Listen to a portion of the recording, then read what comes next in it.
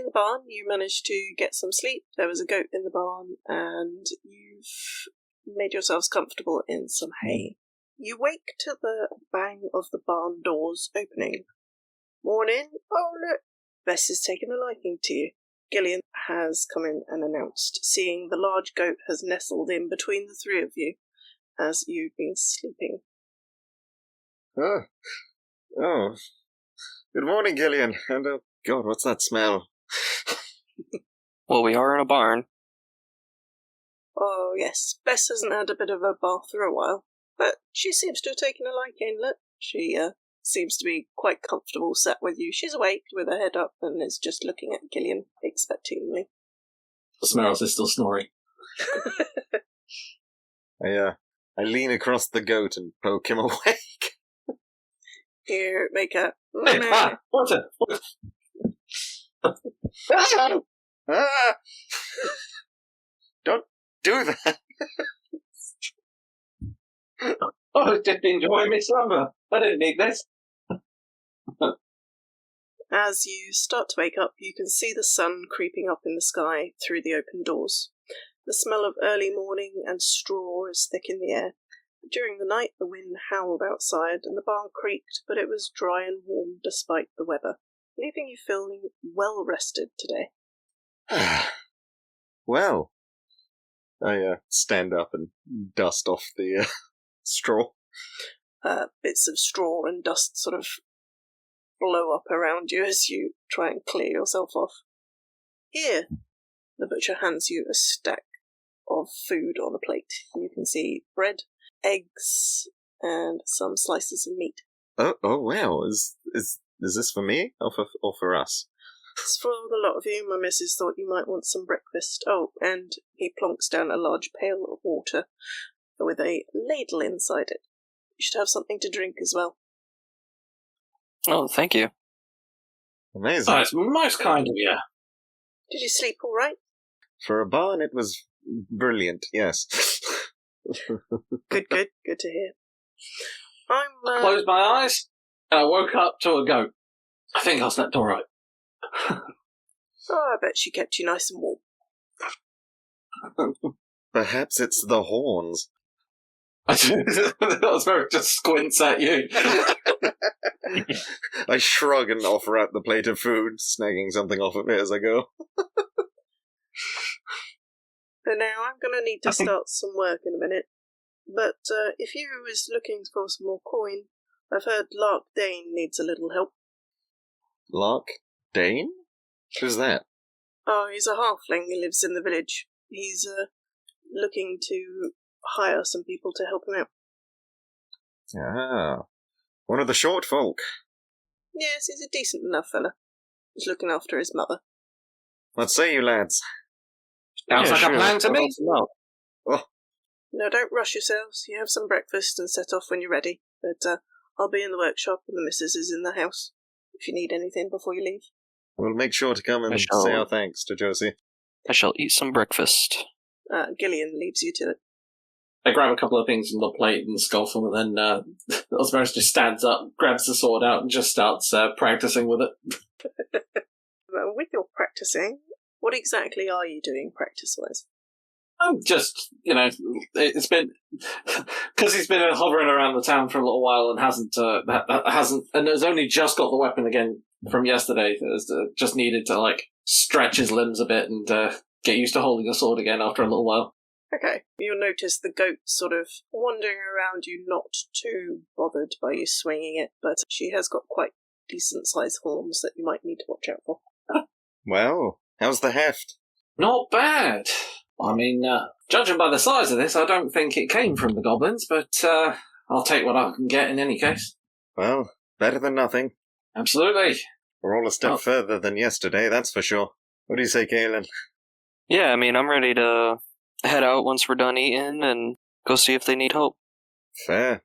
Just before we hit up Lau, do you think there's a shop nearby? Might be able to pick up some extra gear, potentially. Don't know how much 5 gold will run us, but might be able to help move us a bit further forward. I mean, we could always try. We can see if there's a thrift store or something around here. Yay, shopping episode! In the meantime, I'm going to grab the ladle and have a drink out of it. Yeah, same. Water's nice and fresh. Once I've finished my set of moves, I'll go off and grab some as well. Okay, so you guys managed to finish your meals and have a refreshing cold drink. The sun is getting a little bit higher in the sky and the damp off the grass is starting to rise. If there's any water left, I'll splash my face and sluice my hands off before stepping outside. It's a nice fresh day today. The air is clear and it's nice and cool. You can see through the small gap between the buildings that there are people starting to move about on the streets past the houses. Looks like a nice day, lads. Walk out, sheathe my sword. Oh, lovely! Don't get views like this back in the city. No, indeed. We may count our Pretty nice blessings. view. How about you, Kaelen? Are you a city fella, or more of a country man? More of a country man myself. I think it's better than the city. Some parts that I miss, but at the same time, it's been nice for a change of scenery. Yeah, the city's nice because you got all the shops. So you can look around and shop around a lot more. You get a lot more items. But we never know. If we can earn ourselves enough coin, we might be able to head back there. And I know a few places that might be able to pull some strings, get ourselves some nice gear. But until then, probably haven't got enough coin for that just yet. Yeah, we should probably look to see if you can get maybe a better sword, because who knows, you might swing once with that sword and it might just break since it's rusty. As someone who proficient with close range, I feel that I'll be a bit more upfront if we end up in combat again. Because of that, I would fancy myself a little bit of armour. Just something to keep me tide me over would be nice. Okay. Well, let's go look to see. From my time in the mercenary corps, I can tell you 5 gold isn't going to net you a suit of anything decent. I don't need anything decent. Just something to give me a fighting chance, at least. Let's see if we can get a bargain. Okay, so heading out, you notice that you've got quite a few people making their way through the streets. It must be roughly 7 in the morning or so. You can see people making their way into the fields to start working, and some people are starting to open up some of the shops, like the bakery and such. Well, I don't know about you two, but I have no idea where anything is here yet. I might have to ask for some directions. Sounds like a good idea. You can see a number of different people wandering around, some small kids that are playing about, perhaps following family members, walking around. Yeah, general people here and there. I have a look for somebody that kind of looks like they've been here before, like, looks like a local. You'll notice a farmer sort of strolling past, heading down towards the fields. Excuse me, fella. Hi. We're looking for some local shops. Looking for a place that might sell some used gear or some general wares that might suit adventurers such as ourselves. Oh, aye. Go on up the street and then you'll see a right, and you go along there and you'll see plenty of shops along there, and the market will open later today. Lovely. Thank you very much. He tilts his cap and continues off where he's off to. Yeah, fellas, just up the street. We should have something up here. As you make your way up towards Keep the strolling street, up. you see the turn on the right, and it is lined with a few shops that are open. Some of them are still shut. And you can see people sort of unlocking doors to get the shops open and running. You'll notice a We're a little early. number of different things. You've got a leathersmith, you've got clothes, and there's some general home materials type shops, a bakery, and general goods. What do you reckon? You reckon we'll find something at Leatherworkers, or probably pushing it a bit? Who knows? Alrighty. Is the Leatherworkers open right now? You can see the chap's just gone inside and seems to be moving about just inside the window. I stroll in. Okay. You'll follow. Same. Okay, so inside the shop is not overly large. There are different materials that are being worked with leather. You can see certain coats, some leather armour that's hung up over on one side, plenty of shoes stacked over the place. Some more worn-looking pieces, a little bit more tucked away at the back. And the shopkeeper is an older-looking chap who's got white hair and very weathered hands. So most of this is like light armor then? Yeah, you'd guess so, looking at the majority of it. Most of this is more suited for me, it sounds like. Maybe, but I think this kind of armor is going to be a bit cheaper than some of the medium or heavier stuff. Yeah. But I myself, and from my experience, have been able to wear all kinds of armor, so I'll, as I say, I'll take anything at this point. Oh, okay. Good morning to you, the old fella says as he moves back behind his counter and picks up a pair of boots to start working. Well, Fine. We are a little bit new around these parts, but was looking if you've got any pieces that to help suit us up a bit. We don't have much, but we'll be willing to negotiate for some of those worn pieces I spotted, if that works for you. Oh, certainly. If you'd like to have a look, there's plenty back there. Some of it might be a little bit dinged up, perhaps, but I'm sure I can polish anything up that you see you might fancy. can I ask, sir, You may. where do those pieces come from?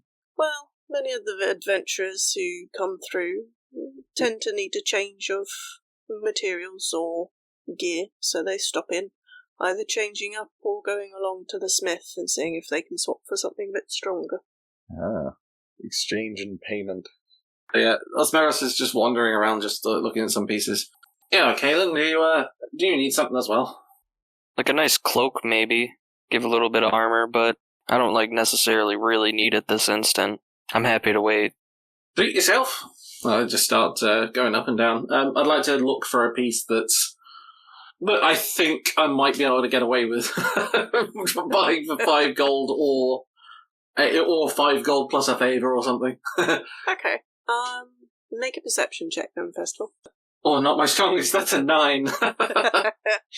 Having a look, you can see quite a lot looks in not too bad condition, although there's some that are perhaps a little bit more worn. Some of them definitely have been in some sort of battle or action at some point. But yeah, you can find a few things. Could I help him with that? Yes. Roll again for your advantage All right. check. Just going to peruse the ranks. Yeah, I'm gonna cast Resilient is- Friendship. That's a 10 this time. Wow. Yeah.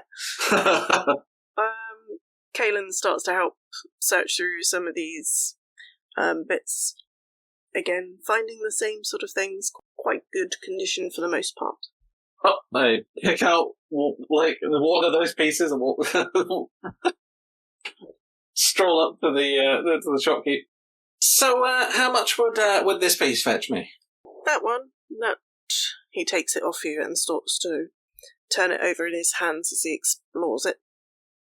That one, 8 gold pieces. You're looking at a medium piece. Would you take 5 gold for it? He frowns as he looks at the piece. 5 gold, is that your budget? I can see that this is a nice piece, and I can also see that you are a gentleman of taste and craft.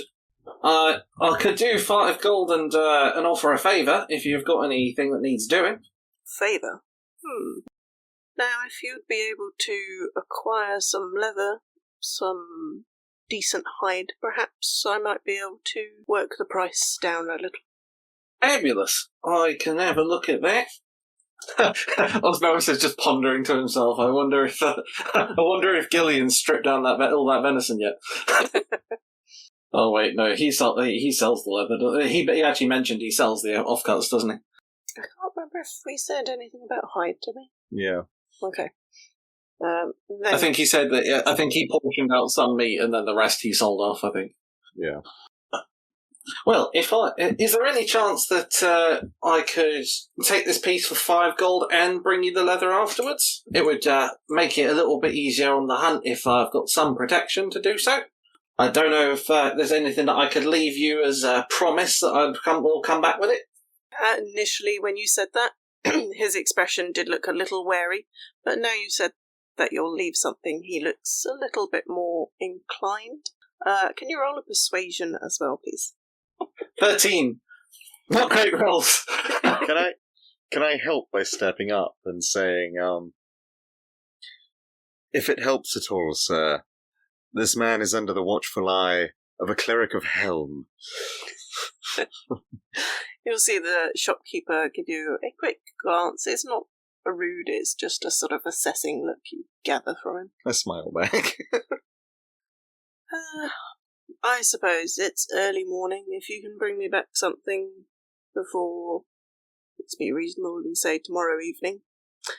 What have you got that you can leave behind? Ozmeros goes through his 5 things. Just pulls out meat from your pocket. He pulls out his bow and arrows. Goes, well, my esteemed colleagues here are of a range persuasion, so I won't be quite as attached to this as although I'd be sad to leave it behind. And pops a short bow and 6 arrows on the table. If you're leaving this here, what do you intend to hunt with? Pulls out a sword. I'm quite quick. A rusty sword. You just put goblin arrows on the table, too. Yes. Just a bunch of slightly pointy sticks and a beat-up bow. Yeah. You can see him looking at the pieces, and his expression is starting to fall a little bit. You can also see a hint of pity in that expression. How about this? He puts the leather on the table. I've got some bits that are perhaps a little worse for wear, but if you can return with a decent hide and your 5 gold, then I'll swap it out for something better. And he starts to rootle around in a box that is sort of tucked away in the corner, and he pulls out the roughest looking piece of leather armour you have ever seen. There are definitely a couple of slices across it that have been sort of haphazardly stitched together, and there's definitely a couple of stains on there that look like they could be blood. I haven't had a chance to wash it yet, but this should probably I be wouldn't worry, the it day. reminds me of my childhood.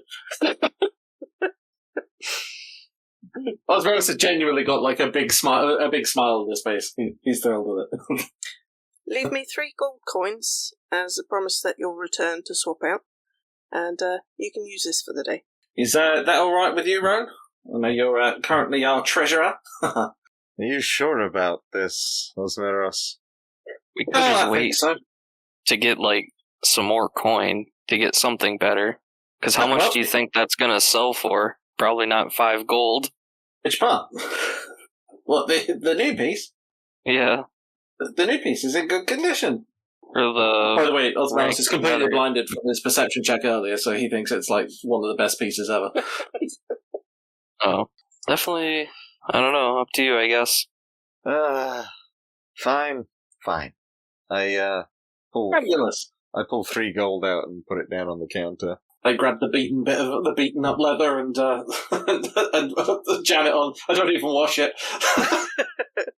The shopkeeper looks pleased, not over the top, just gently pleased. You got a good deal. We will return for the other piece. Good. Hopefully you have a luck with hunting. So we're skipping out and helping this halfling, are we? And going back out into the forest so that we can ensure that this 3 gold isn't wasted. Our esteemed gentleman here has given us 2 days to do so. It's only early morning. We can always find out what Lug wants and see if we can squeeze both in. 'Tis the adventure in life after all. What say you, Kaelen? I look at Kaelen with a worried expression, hoping for something. I have a worried expression as well. Just not, it is early in the day. So I guess we could try to do both. I put my arms over both of you. Look, guys, we've only been together for one day, and honestly, that was a very successful trip we had yesterday. I think we're going to do just fine. Successful. True. You almost died in scat. The course correction on that word, though. Nicely done. Thanks. Well, should we go see if the guy wants to...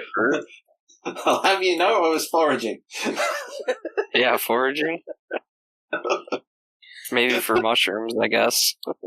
Exactly. Well, what do you want to do? You want to hunt early in the morning?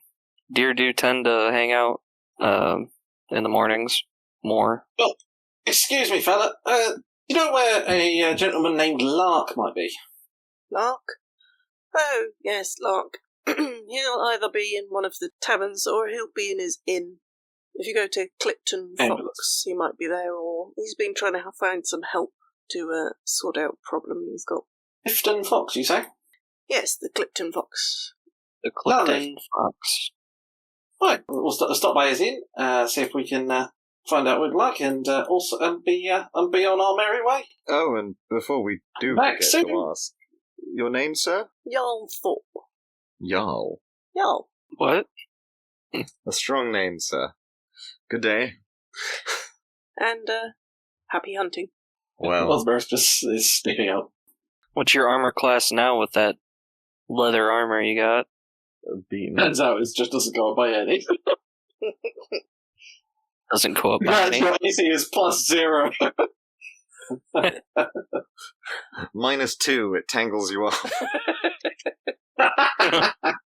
So, with the leather armor, it will give you a +1, but you're not entirely sure how long it's going to last. That good, eh? Alright, well, let's head over to that guy's house and see if we can help him. What was this halfling's name we're meant to be going after again? Damn Lark. terrible names. Larg? Lark. Like the Lark? Lark. Lag? Lark Dane. Did they say that he owns the inn? Did I get that impression, or is it just he happens to stay there? From what you've heard, they said it's his inn. Okay, So he owns the inn. And when he's not at the inn, he's at the tavern. Interesting. He's a drunken innkeeper. Well, I suppose if he drinks at the tavern, he's not drinking from his own stock. Okay, setting out, you start to walk along the streets where everybody's opening up their shops, and it's quite busy. Which direction are you going? Towards the way that you went when you went hunting last time? Or are you heading in the opposite direction? To wherever the inn is, I might have to pull someone over again. Okay, as you walk along, you get directions from somebody else who tells you that it's out towards the Golden Forest where you were hunting last time. Oh, would you look at that? It's on the way to our next hunt. Fantastic. We'll see. Cheer up, Roan. This is going to go great for us. Perhaps. We may only stay so lucky. Luck, this is skill, my friend. I either broken off. Skill. Indeed.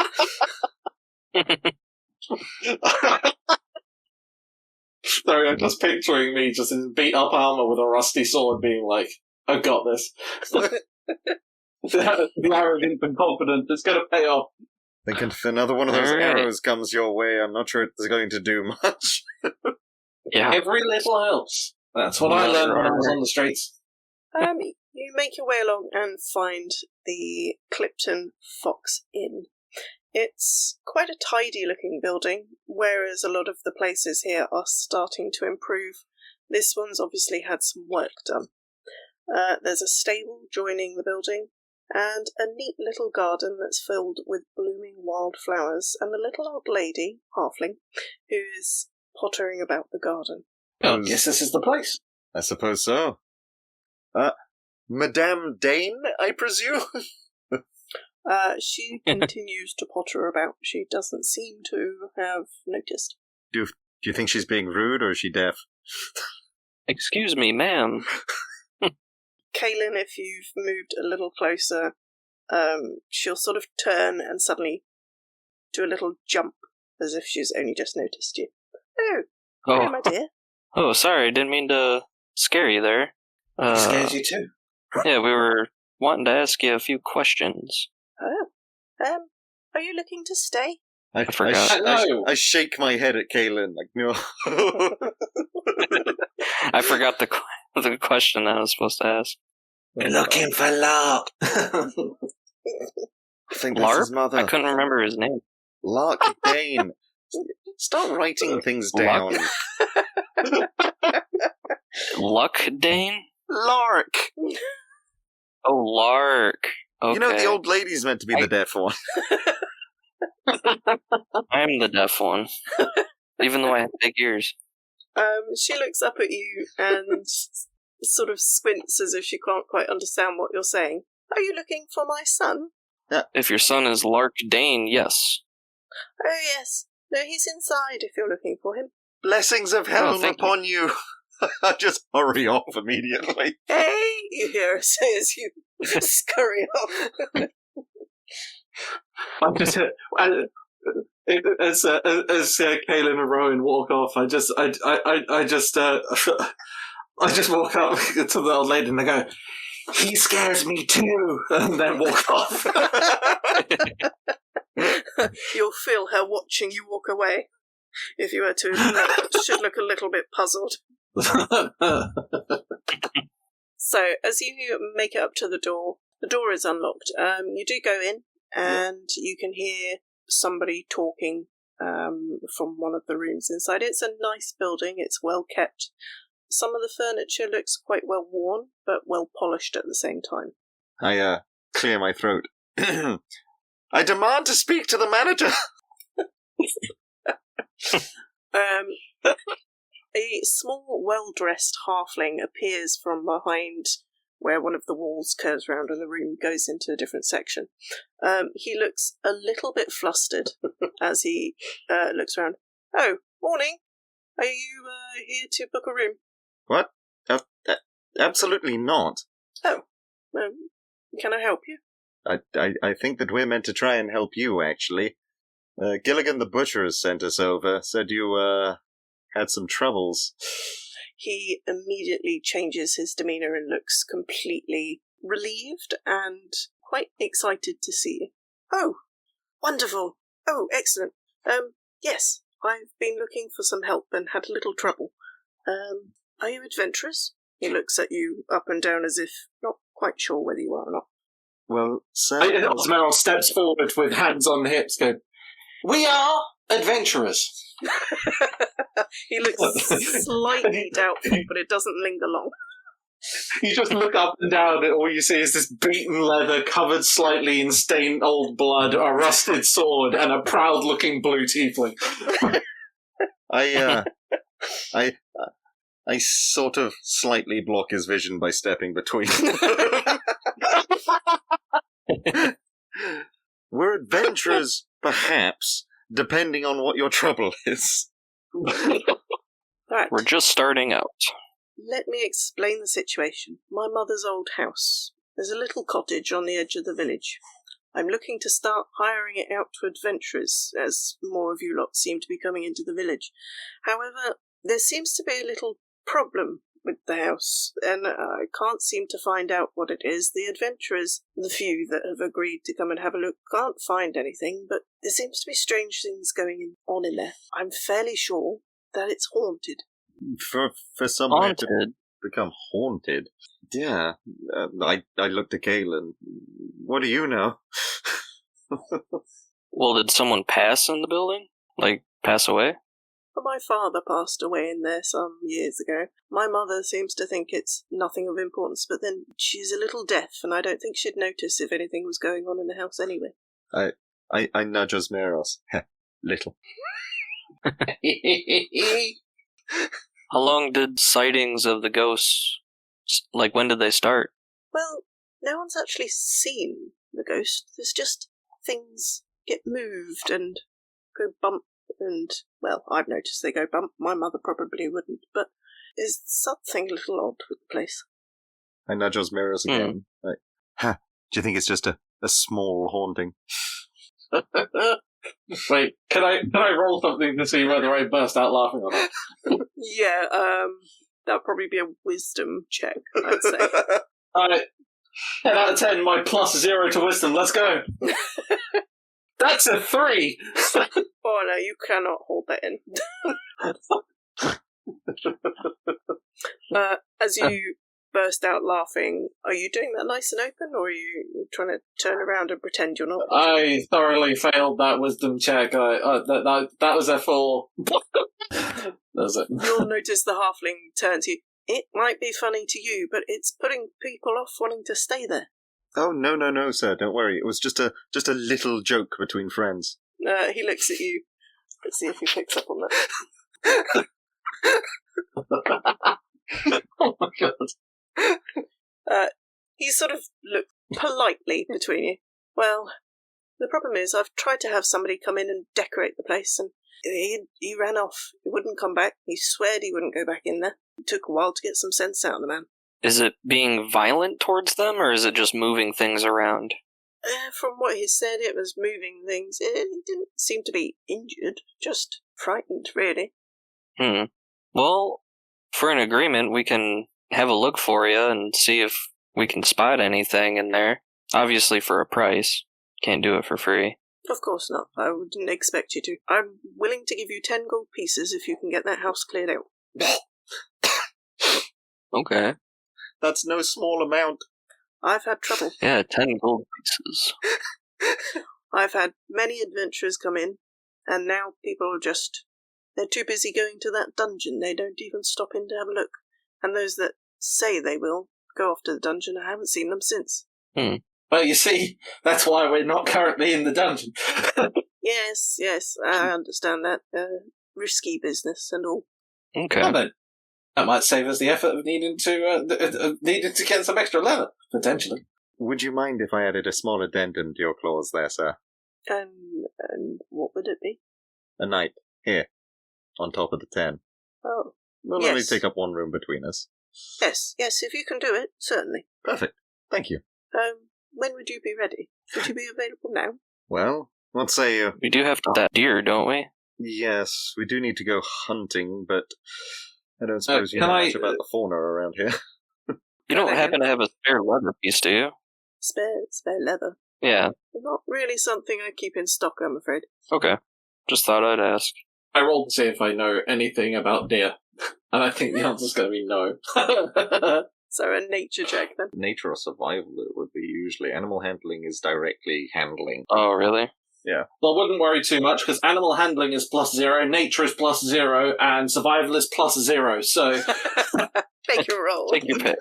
That's a 12. I guess it would be nature then, if animal handling is specific. I thought it would be dealing Yeah, animal handling with animals specifically. Animal handling is pet the dog and not get your arm bitten off. Oh. So, 12, I'd say you've seen deers, you know what they look like. You managed to hunt one the other day, and you've recognised their tracks for the most part, seeing as you saw some. You've seen deers? Cool. So based on that, I associate the time of day to be evening anyway, so I'll say, well, you see, the deer grabbed yesterday was in the evening, and it's currently, was probably like mid-morning, right? Yeah, it was no more than 8 o'clock, I'd say. Deer normally come out in the morning. But I don't know.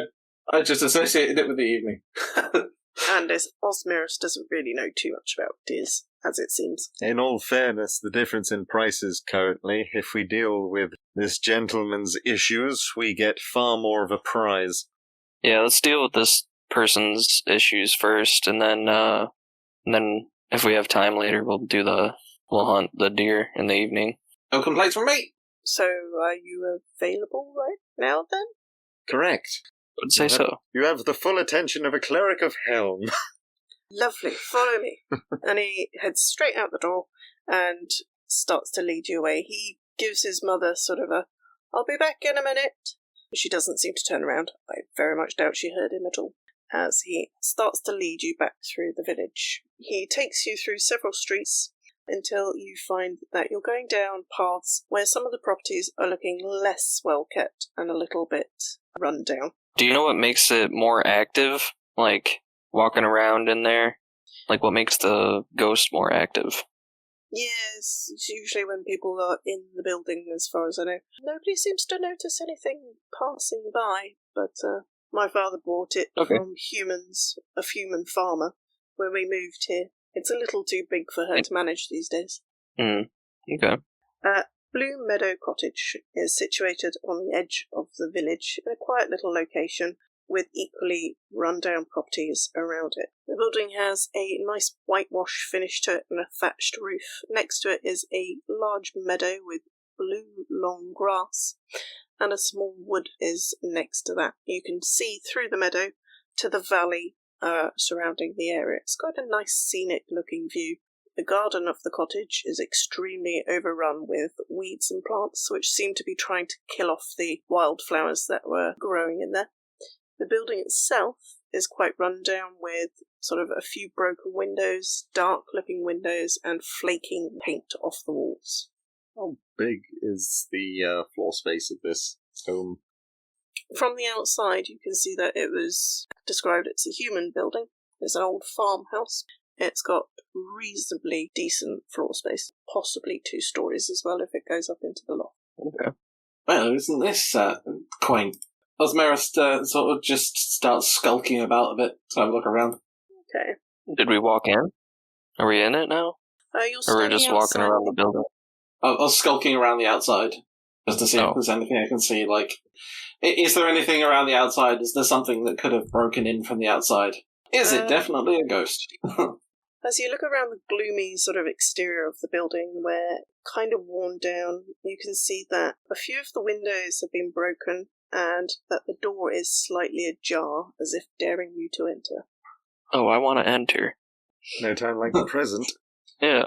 Come, we'll have this done in a jiff. I'll join you inside in just a second. Okay. Ozmeros, can you make a perception roll, please? I don't know why I opted to do this. My perception is awful. Right. That's a 13! You fancied a stroll.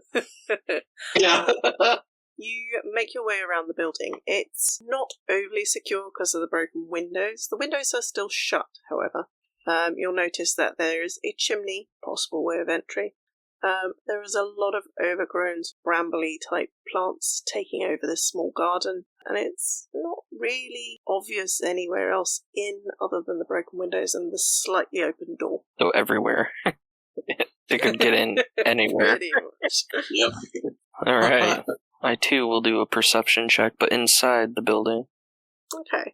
The door creaks loudly as you push it open. Dust drifts through the air, and it's very dimly lit into a very dark hallway. The only sound is the groaning of the floorboards as you walk in. Make a perception check, see if there's anything else you notice.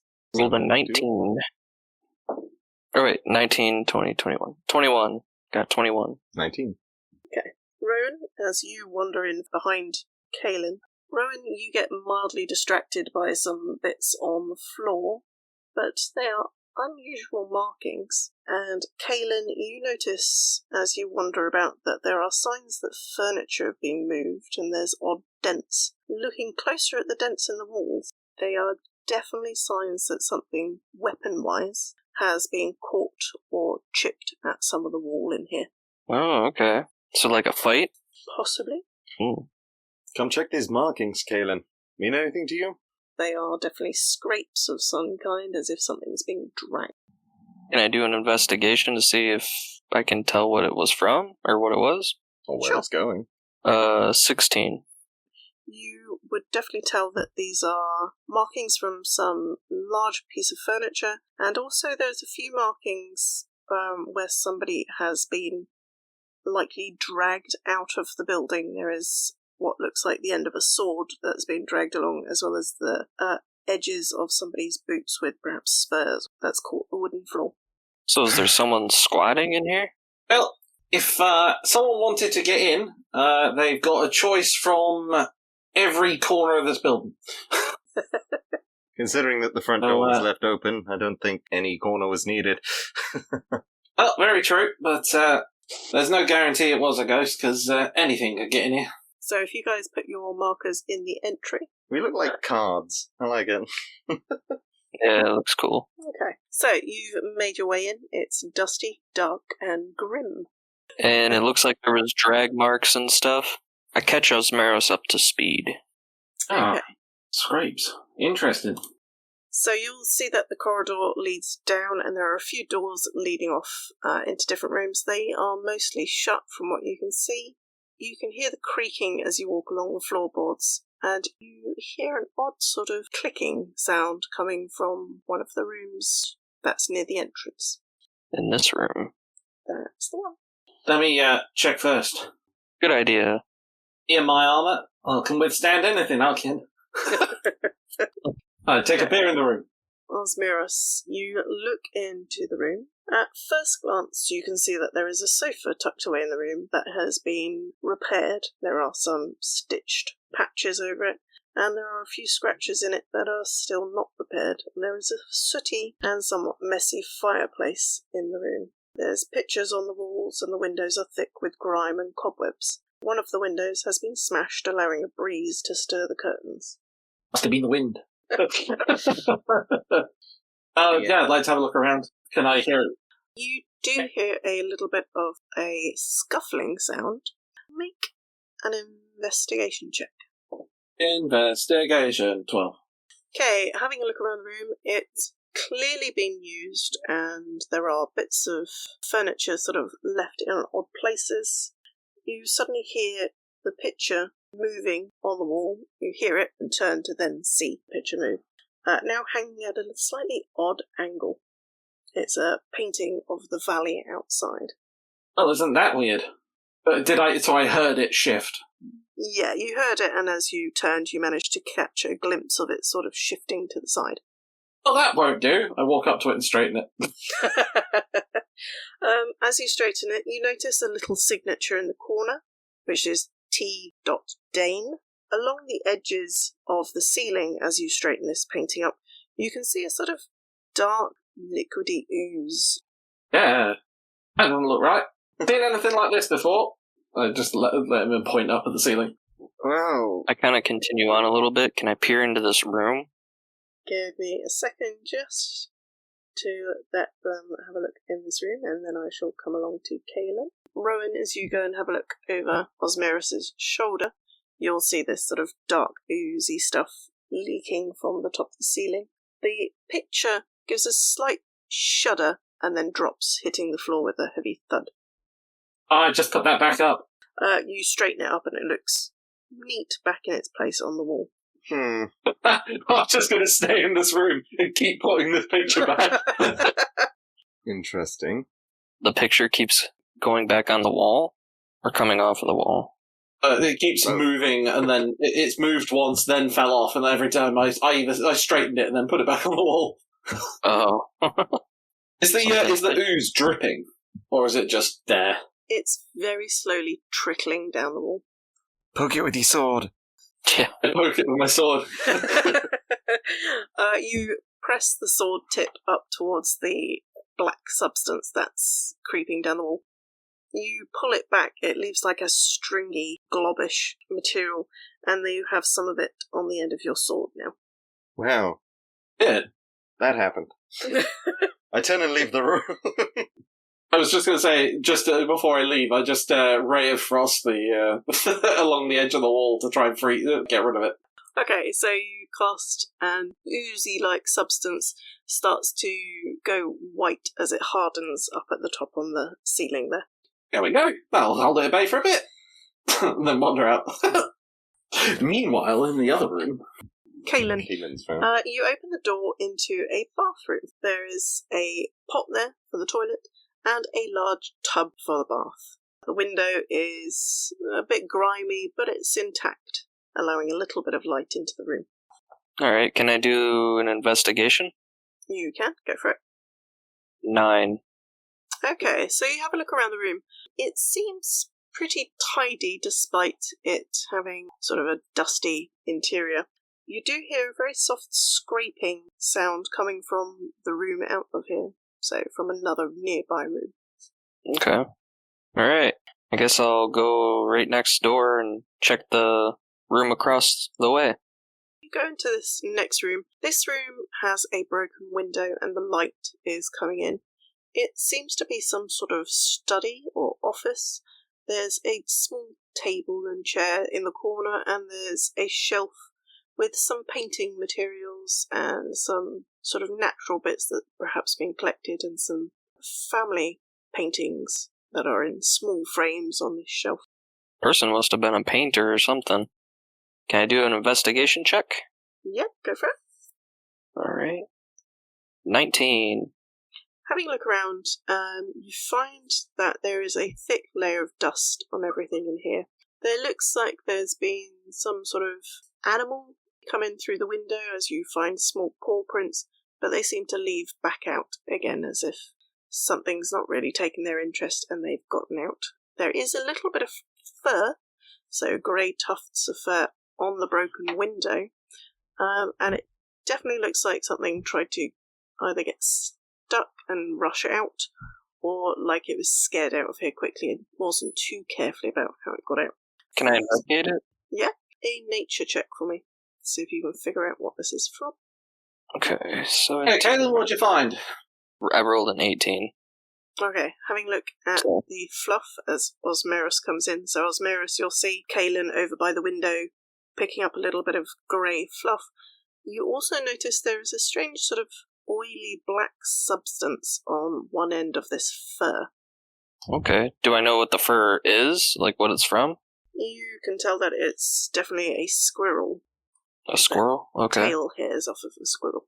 There's some black goo on this squirrel fur right here, as if maybe the black goo attached to it or something, or attacked it.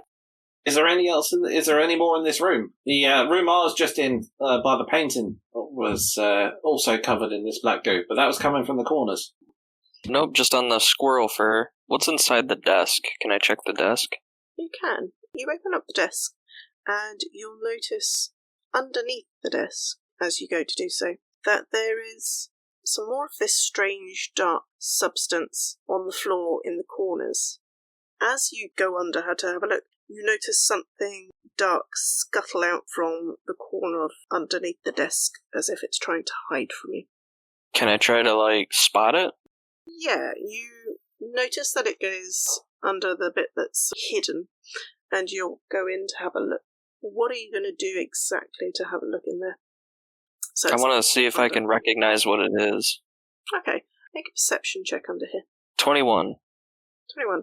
You push yourself underneath the desk so that you can look a little closer. You find more of the sort of oily substance, not quite pooled, but tucked in under here, and your light from your lamp helps you illuminate a little bit better. But you don't seem to find anything alive under the desk. It just has a small oily patch on the floor.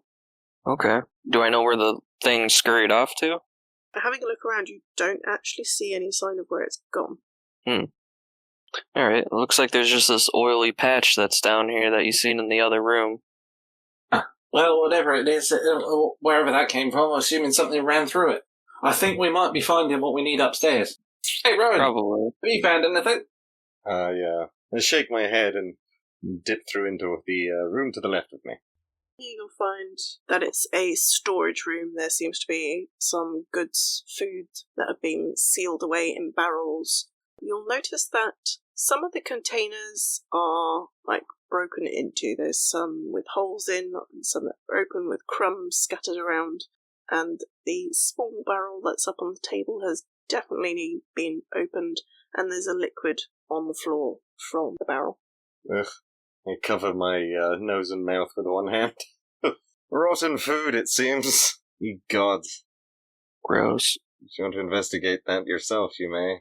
The other thing you'll notice about that is it opens into, or it's part of a kitchen. Having a look here, you'll see that there is some smashed plates on the floor, and there's a shelf with some cups up on the top. Okay. Smash plates, knocked over things, food everywhere. No, it appears to be. You first, Ozmeros. You seem to be crossing over. Well, it appears that this is owned by the Dane family. The painting that keeps not not staying on the wall was signed by a T. Dane. I don't know about you, but so far I've seen no sign of paranormal, ghostly activity. If anything, it looks like this place may have been infested by animals. As you say that... Well, apart from a jumping painting. That could have been the wind. As you say that, you hear a scraping noise coming from behind you in the room. In what room? In the kitchen with you. I go look in the room before us. I turn around and look around the room. You notice a large tankard sliding along a shelf. I reach over and nudge it to the side. As you push it back, it seems to be quite settled on the shelf. Are we still in that tiny room? I am. Yeah, Roan is. I look around it, pick it up, look inside it. You can see that there was drink in here at some point. There's a little bit of a stain in the bottom of it. It feels a little bit like it's got oil over it. I turn it about in my hand before putting it down and looking at my fingers in disgust. They feel a bit of greasy. Why is everything covered in grease? I have a feeling that we'll find what we need upstairs. And it seems to be where that ooze is coming from. Oh, you and that ooze. Did you clean off your sword at least? I don't think I did. It's still just on the end of my sword. As you go to leave the room, the cup hits the wall on the other side. I pause, I turn, I stare. Kaelen, you move forward and you find a large living room. A couple of sofas make up the space. There are a few marks on the sofas as if something scratched at it, and there is warm, glowing embers in the fireplace. Oh, there was a fire here recently. Can I do an investigation check? Yeah, go for it. 15. Crouch down to have a look at the fire. You can see odd little footprints. They're smaller than halflings that are settled around near the fire. You hear a funny little soft sort of laughter coming from somewhere in the room. Oh, okay. Okay, can I use my ethereal sight to see if I can spot whatever is invisible? Okay, that's fair. Your vision shifts. You can feel the strange change in the surroundings. It's not quite what it was before. Notice that the room has a slightly changed appearance. There are signs of handprints on the wall. There are a few markings here and there. Again, like in the hallway, as if something's been swung around, or as if someone's tried to hit something and perhaps caught the wall as they've tried to do so. Don't notice, however, any ghostly figures in the room. Or anything like ethereal? Invisible, basically? No, you don't see anything like that. But you do catch the slightest glimpse under one of the sofas, a rift. It's not quite in this plane, and it's not quite in the other plane, but there seems to be a strange sort of tear in reality. Oh, okay. Hey guys, you might want to come over here and think there's a tear in reality. A what now? A what now? One of the, underneath one of the sofas. I grin at Ozmeros. A tear in reality. As the two enter the room in behind you, you hear the doors through the house slam one after the other, starting from the end of the corridor. Bang, bang, bang, up all the way until the kitchen door, and then the room you're in slams shut. Well, that's rude. Can I jam my sword in the kitchen door before it closes? You can. To see if I can hold the door open. Make a strength check. Does the rusty sword shatter? Come on, strength. Damn it, that's an 8. Okay. With your strength, you find that the door shuts as much as it can, wedging the sword in between the door itself and the door frame. It seems to be stuck in there quite tight. You're going to have to use a bit of force to remove that. Do you want to do a strength check to try and pull it free, or are you going to do something else? I try and weaken the door frame by using Ray of Frost to freeze around the sword and then pull it out. Okay, give yourself advantage on your strength check then. No one's taking this sword that I've just got off me. God damn it! That's a 15. I'm imagining you putting your foot up against the wall as you try and pry the sword loose from the door here. It takes a little bit of a... Not just one foot. both feet. Essentially, pull straight both feet, or like one on the door frame, just pulling on the sword. The door gives a little bit of a splintering as you manage to yank it free. Athletics check, let's see if you can land this. At least these are things I'm good at. Hell yeah, 19. You manage to land on your feet. You are now looking at the slightly curved tip of your sword where you've pulled that out free. Oh no. Oh, that was quite some force that these wood doors are closed on. Ozmeros, as you're in the hallway, you are shut off from the other two who are in the room beyond you. Ah. Can I try the door that just shut? You can. I didn't even think there was a door. It doesn't look like it in the picture, but there is. Okay. The door opens easily as you try. I wonder what all that was about. Gotcha. Watcha. I wave my little bent-tip sword. The hell did you do? Well, I figured that if I could see who closed the door, but turns out whatever closed the door had quite a bit of force behind it. Great. I'm assuming that's not that good for stabbing anyone. I don't need it to. Have you ever heard of a scimitar? I mean, granted, it's bent the wrong way, but... Scimitar. Technically, it would be a saber. What are you going to do because you're still looking at this rift that's under the sofa? I'm not sure. Can I do an investigation check to see if I know how to fix it? Are you going to try and touch it? And no, not yet. Yeah, you can do an Arcana check if you like. Oh yeah, an Arcana check. Okay. Ooh, 18. Having a look at this, from your home, you know of some rifts that are created by spirit folk, perhaps trying to travel through borders that maybe they should or shouldn't be doing. This looks like this is possibly a tear like that. Remembering that your vision is slightly changed at the moment, the others may or may not notice this. Okay. Since I know of it from my homeland, would I know how to close it? You know that spirits are the ones who usually have to do that sort of thing. Does your character sort of background of doing anything travelling with spirits or not? No. Okay. So yeah, you probably wouldn't know how to do that yourself, but you would know that spirits can heal and close these sort of things up. Hey, were you fibbing, Kaelen? I can't see any terror in reality. Wait, I can't see it, right? No, you can't. Yeah, there's no spirits down here either, so they might be upstairs. Well, something just slammed all the doors. Unless it's that thing where you leave two doors open either end of something and the wind gets through it. Slams the doors. Well, I mean, there's so many holes in the building, that could be the case. Could have been a very strong gust. Ozmeros, Must at have been the stairs, you Could have been catch your a dinner. glimpse of a little dark shape shift along the ceiling. Oh, wait! Come back! Going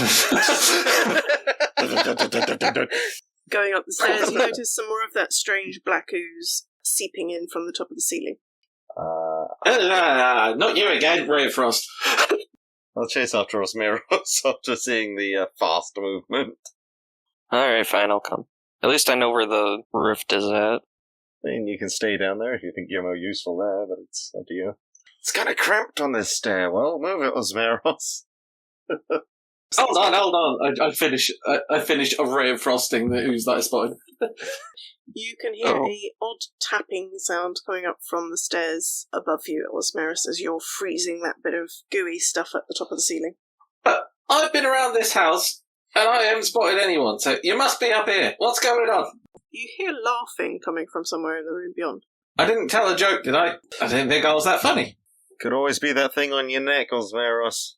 Okay. Do we do a roll-off? Do I believe you?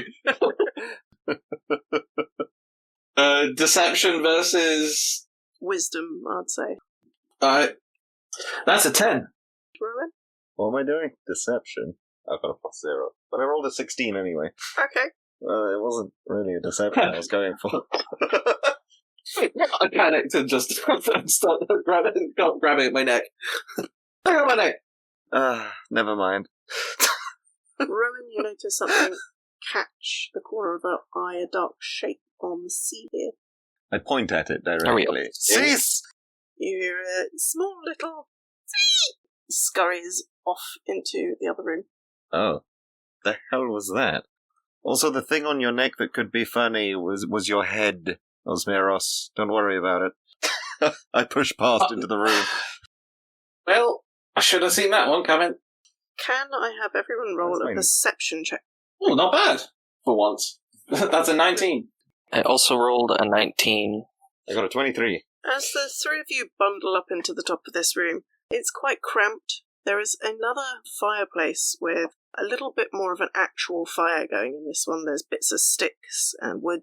Some small bits of furniture have also been stuck into the fireplace here. You'll notice that the room is quite well kept, but there is a corner of bits that have been sort of stashed together. You'll find a collection of sort of natural plants, flowers, leaves, some pebbles, and you'll also notice a few human-type things. There's a small teddy bear and some bits of clothing that have been tucked away. All of you notice that it is a very small humanoid-ish shape with big yellow eyes that has now darted off into the room beyond, on the ceiling. What on earth is that? Can I... I have not seen anything like that before. You'll notice oily substance on the floor. Would I know what it is? Can I get you all to roll a history check? Let's see if you know of. Yes, my +0 to history. 20? Nice, okay. 9. 17. 20? Was yours a nat 20 or just 20? Just 20. Dirty 20. Oh, dirty 20. Oh, Lord. Yes, O Lord of the Watchful Eye, Helm. I don't have those where I come from. Deities? Kaelen, you will have seen one of these odd sort of creatures once before. These things aren't really supposed to be here. They are definitely a fae type creature. Tend to like sort of forgotten places or places where people aren't very happy. You don't actually know the name of them, but you've seen one before. They tend to cause a little bit of trouble or mischief. They're not really nasty, though. They're not intentionally trying to be unpleasant. They're just a bit mischievous. So it's like a spooky gremlin. Yeah, essentially. Okay. Alright, yeah. Can I do insight to see how to deal with them? Like how to make them go away? Insight might not be quite the right check, but I suppose that would be done to a history check. Oh, I already did one of those. Yeah, I can do it again. Going off the same history check that you had before, I'd say that you'd heard from other people who've had to deal with them that trying to give them a new home, somewhere safer to go, would work. They also are intelligent enough to perhaps work for or with somebody if that person is a very strong-willed type of person. Okay. I relay all this information to Roan and Ozmeros as well. Tell them all about it. Everything I know. Well, you're a man of conviction, Roan. Fancy trying to convince this thing to bugger off so we can get paid? I'm sure I can give it a go. Should we look in this room first? That's definitely where the creature went. I look in the room. There's another room in the room. So you see that there's a bed tucked away in the corner, and that there is a large chest on the floor next to it, and yes, another little door in there. The creature in here? You can't see it out in the open. Make a perception check. 18. You catch a glimpse of the reflection of eyes looking out from underneath the bed at you. Guys, it's under the bed. Get in here. And close the door. I was going to say, can we all come in and close the door? Yeah. I run in and flip the bed. Let's go! So you run in, slam the door behind you, and you're all squeezed in this fairly small room. Ozmeros, you flip the bed up, and you notice that there is a wooden chest under the bed, a small one. This small creature is tucked away in the corner with long, thin ears and wide eyes that stare back at you. It looks quite frightened, and it bares its teeth at you. That's not very nice. You slammed the door on us. What languages can you guys speak? Common and Dwarvish. You can hear it speaking to you. You do not understand what it says, and it seems concerned. it starts to scurry up the side of the wall. Stop that! It glances over its shoulder at you with its yellow eyes and says something else and then continues to scurry up towards the ceiling. I leap and try and grab it. Athletics check. Come on, athletics. No, stop rolling low, that's a 9! As you try to snatch at it, you get a handful of sort of gooey oil off the wall. Make a strength saving throw there, Ozmeros. That is an 18. The substance on the wall is sticky. You find that your hands and your chest are on the wall, and it takes you a little bit of effort to pry yourself off with goo on your hands. Oh. Ooh, I know. Stay away with I crouch on the floor and pull out of my pocket. Yeah, I pull one of my rations out of my pocket and break a little bit off of it, and come here, come on. Okay, make a persuasion check. That's going to be persuasion. If you want it's +2 at least. 21. Currently, it's made its way up onto the ceiling. It is now attempting to make its way across the ceiling. As you pull out some food and start to try and convince it to come down, it stops and is staring at you. It tilts its head at you as if a little unsure of how to react to your beckoning. It seems very transfixed by you right now. Come on, it's okay. I wiggle the piece of food. You hear it say something. A little bit of dry jerky. In its language as it looks down at you. It's making its way over to one of the walls and is slowly considering coming down, but it's looking at the other two suspiciously.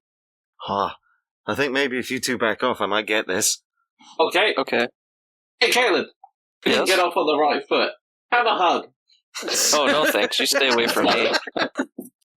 Ozmeros, make an athletics check, and Kaelen, make a dexterity saving throw. Oh no, it's the first time I've rolled well. That's an 18. I got 19.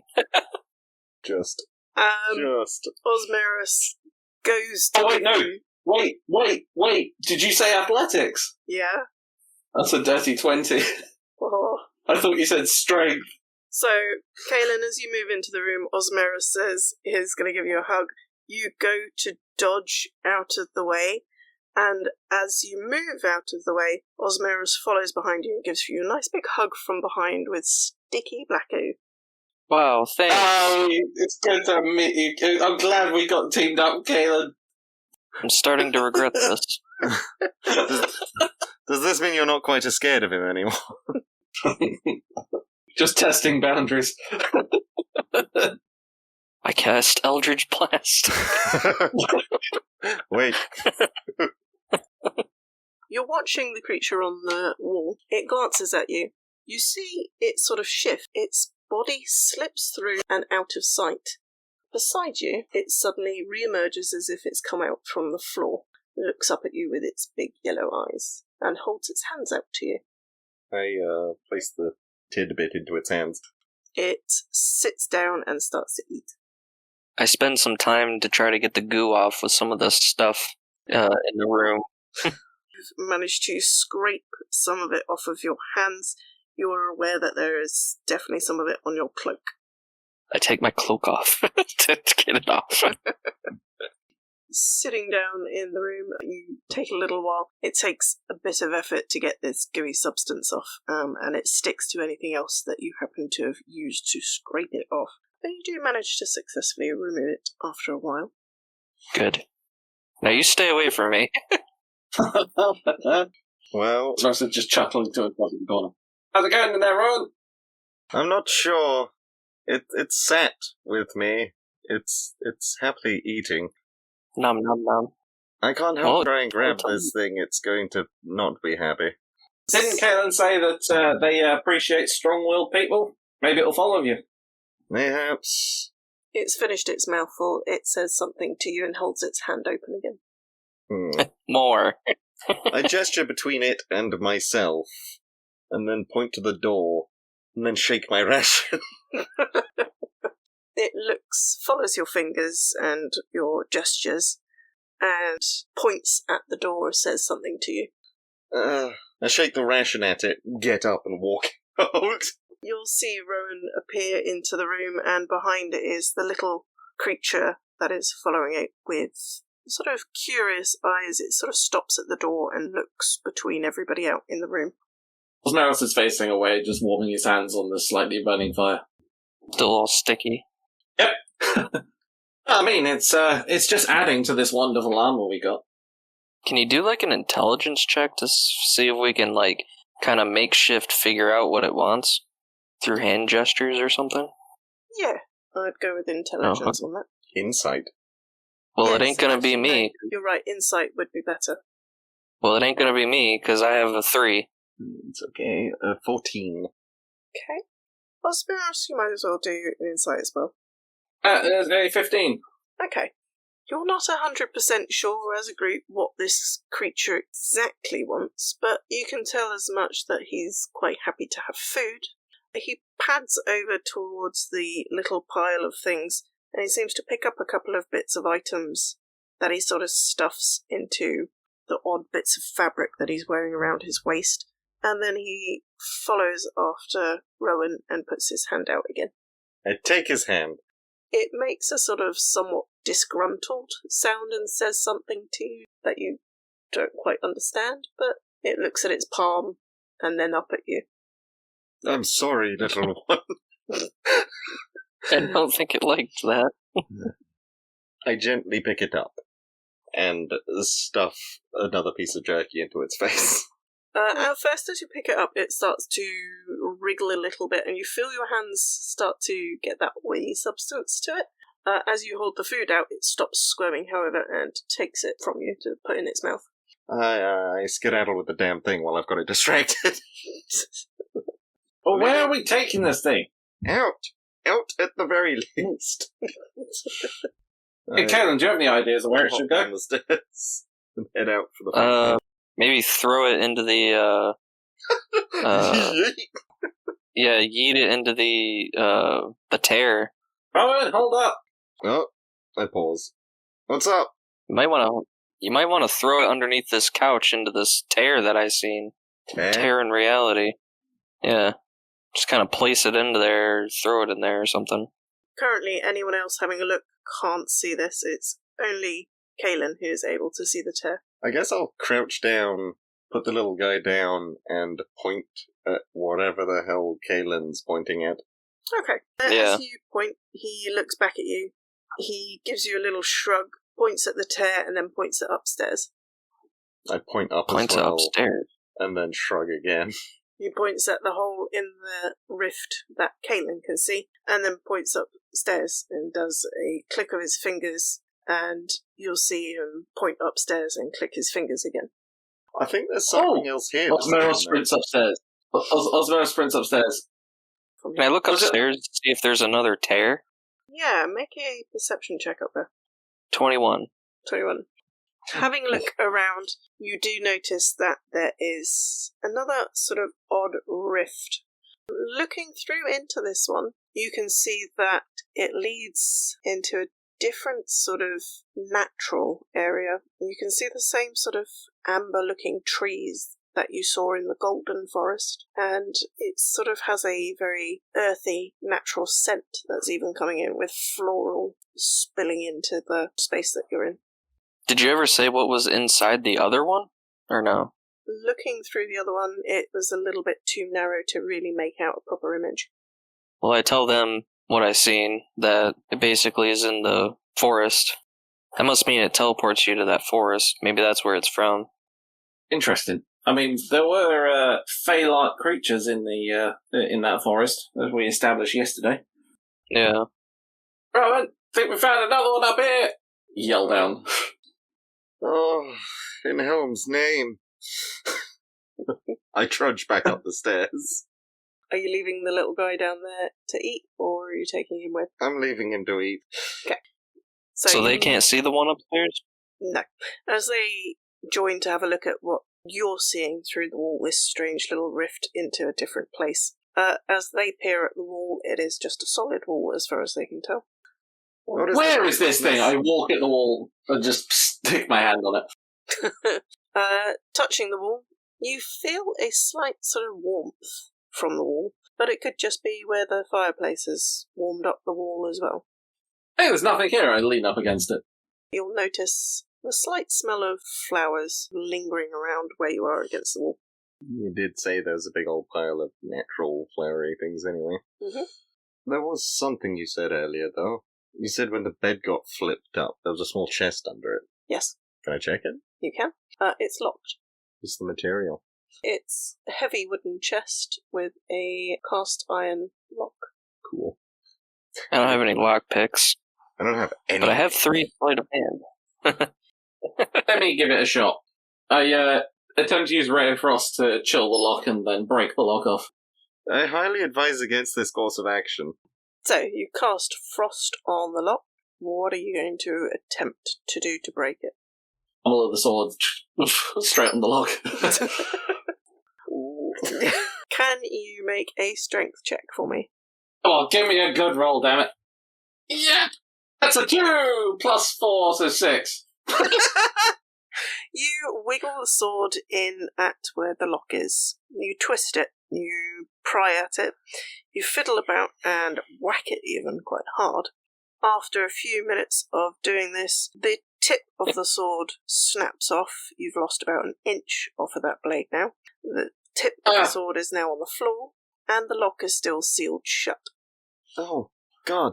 In the name of Ozmeros. I thought I had this. This is one tough lock. Can I look in that room that we haven't entered yet? Sure. The cupboard-looking space. Can I look to see if there's a key in there? Roll initiative.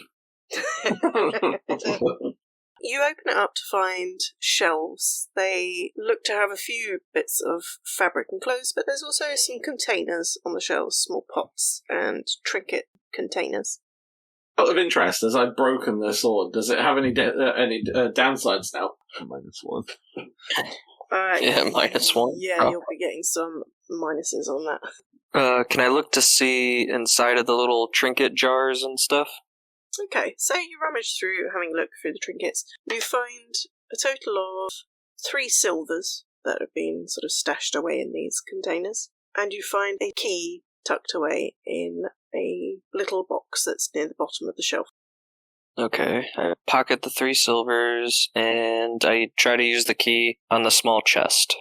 It unlocks a little bit reluctantly due to it being partially frozen, but after brushing off some of the frost and warming it up, you unlock the box to find a large metal key inside. You find a few bits of artwork as well. These bits of artwork depict what looks like some sort of fort that is crumbled away with plants growing all over it and some wildlife. Okay. You know, we should probably take anything we find to, Lark. This is his property, after all. You want to bring the gremlin too? Probably a good idea. I'm gonna head back downstairs. Maybe we should put the gremlin in the chest. But maybe Roan can convince the gremlin to close the portals? I'm gonna go look for the gremlin. Okay, the gremlin seems to be pottering about downstairs. It's made itself comfortable on the sofa and looks at you as you enter the room. Can I point at where I believe the rift was? Yeah. And then... Well, I pointed them out to you, so you should kind of know generally where they're at. Like I said, where I believe it to be, from where you've shown me. I point at that, point at him, and then slam the door shut behind me, and sort of signal between it and the portal. The creature looks at you a little perplexed at first. I repeat the action of pointing at the portal, opening the door, then slamming it shut. The creature sort of gives you a bit of a squint, and then its eyes open a little wider, and it nods. It scurries under the sofa, and it's under there for a minute, say, and then it pops back out, and then gives you a little nod. Kaelen? Can I look under the sofa and see if it's shut now? Looking under the sofa, you can no longer see that tear. Okay. Yep. Looks like it's closed it. Yes! What a handy little gremlin. I must say I've probably gotten through half of the ration pack on this thing, right? Probably, yes. This is costly. Well, we only have 1 ration and then 2 venison, too, so... There's still the one upstairs.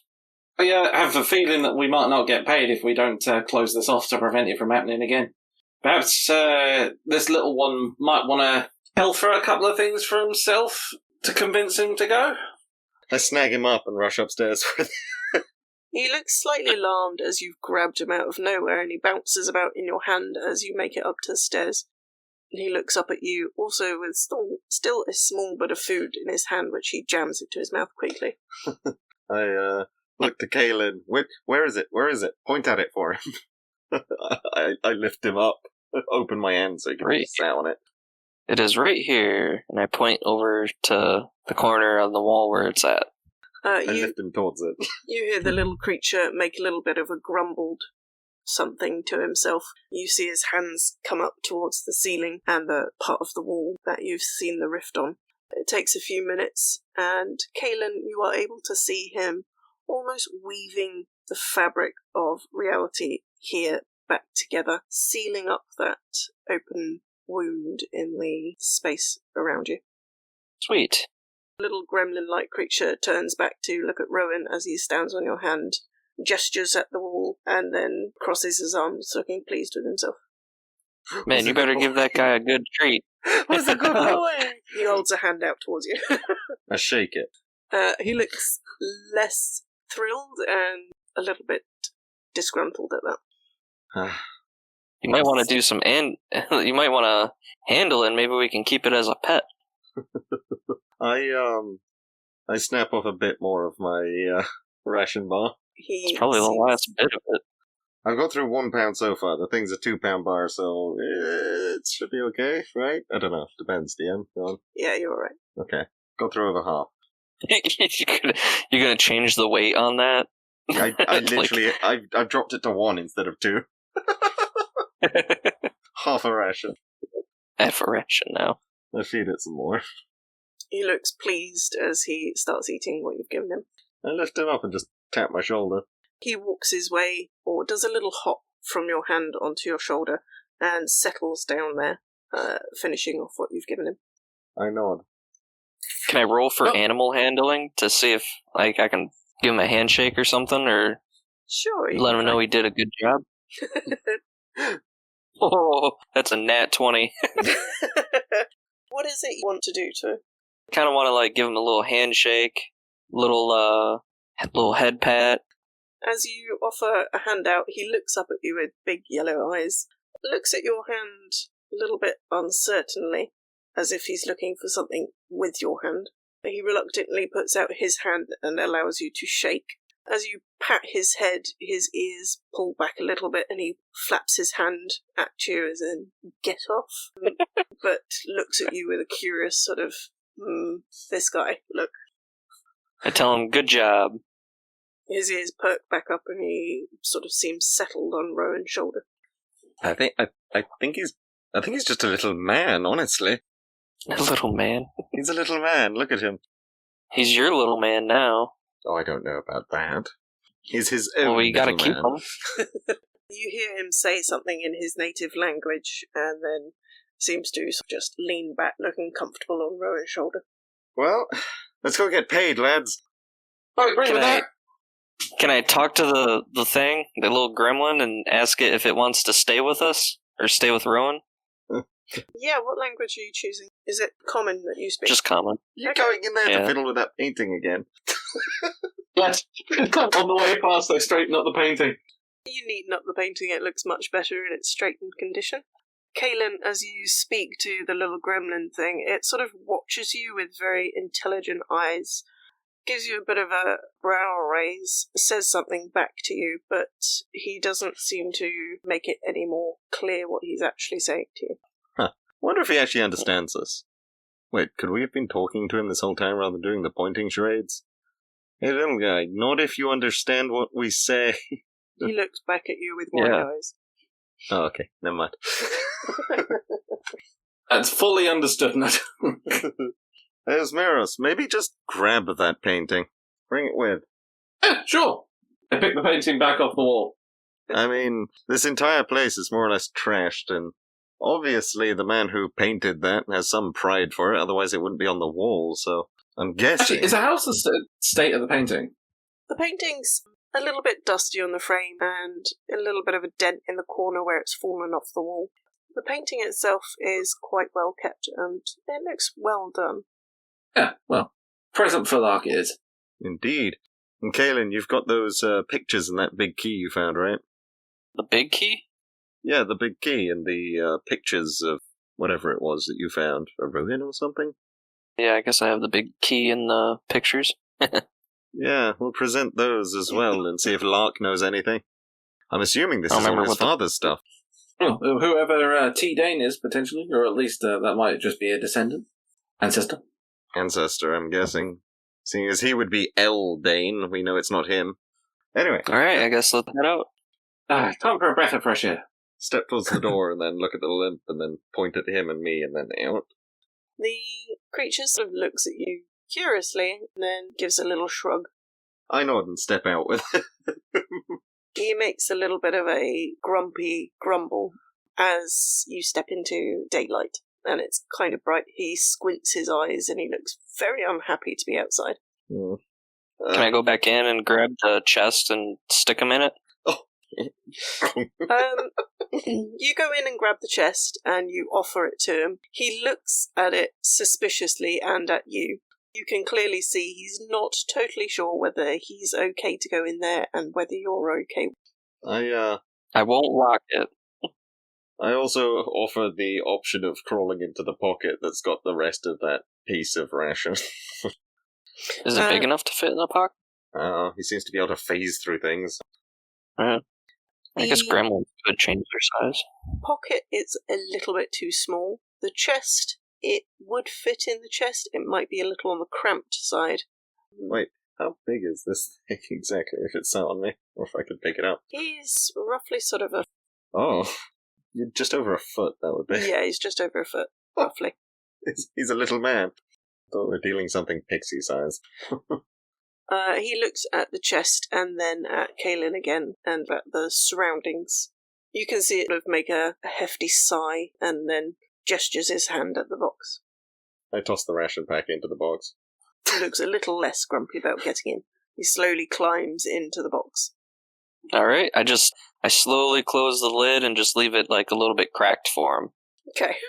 You can hear him. And then I hand it to Roan. Oh. You can hear him grumble from inside, but you can also hear that followed up by crunching sounds as he eats. Alright. No more ration pack. And what do I get? General chest? Yep. How heavy is this? It's a tiny chest that fit under a bed, so it shouldn't be that heavy. Yeah, it's not massive. Chest with Gremlin. Looks like you got yourself a little friend now. Well, it's been helpful so far. Yeah. He has left me rationless, though. You gonna name him? Considering he seems to be able to speak his own language, I assume the damn thing has a name already. So it's about £10. Oh. I asked the gremlin what its name is. You hear him sort of grumble something back at you, but it's hard to tell what he's saying exactly. It's not a specific, set name or anything. It's just a chatter. I think we'll need a translator. Yeah. What does it speak again? None of us know. Tell. You don't know. Oh. I'd look around to see if the halfling had stuck around or not. He has not. Back to the inn? Back to the inn. You make your way back through the village. It is a lot busier now. There seems to be a lot of people coming and going. You also catch a glimpse of the market, which seems to be in full swing. And you can see a few more adventurers today wandering around. Some of them seem to be collecting stuff, perhaps preparing to make an adventure and getting things ready. Some of them are going up, and you can see the smith has a stall out today with some weapons and armour and various farmer market type stalls out. Make your way back towards Lark's Inn. Hey, when we get paid, I could do with a bit of restoration done on my sword. I think that sword, you might need to give up on the damn thing, honestly. Well, I assumed it might be cheaper than buying a new one. I don't know, trying to restore something that's not only rusted, but now broken, versus getting something fresh-ish. I think there's probably more I'd actual have to agree with Roan. Well, if you insist, but so far I've been spending all of our money. You have, haven't you? Not intentionally, I might add, it's just been happening that way. And it has occurred to me that that before we went to the leatherworkers this morning, I was supposed to go and pay off a bar tab. Supposed to get leather, too. There's a lot going on. Let's focus on the halfling. Very well. And the gremlin. We haven't been paid yet. Head into the inn. You go in and you can see a few people sat down having meals at the tables, and there is a human behind the bar, a woman who looks like she's in the middle of pouring drinks. Can't see the halfling anywhere at the moment. In an alternate reality in Ozmeros' head, he pictures what would happen if he just, in front of everybody, grabs the chest, opens it, and goes, "Look what we found!" Gremlin pops up. Bees! Check out this guy. Guess where you're living now. Yes, can I help you? Looking for Mr. Lark? Ah, he's in the back. Do you want me to get him? Yes, otherwise I wouldn't be looking for him. 1 minute, I've just got to sort out these customers. And dispose into the back. Lark comes out quite quickly after. Ah, any luck?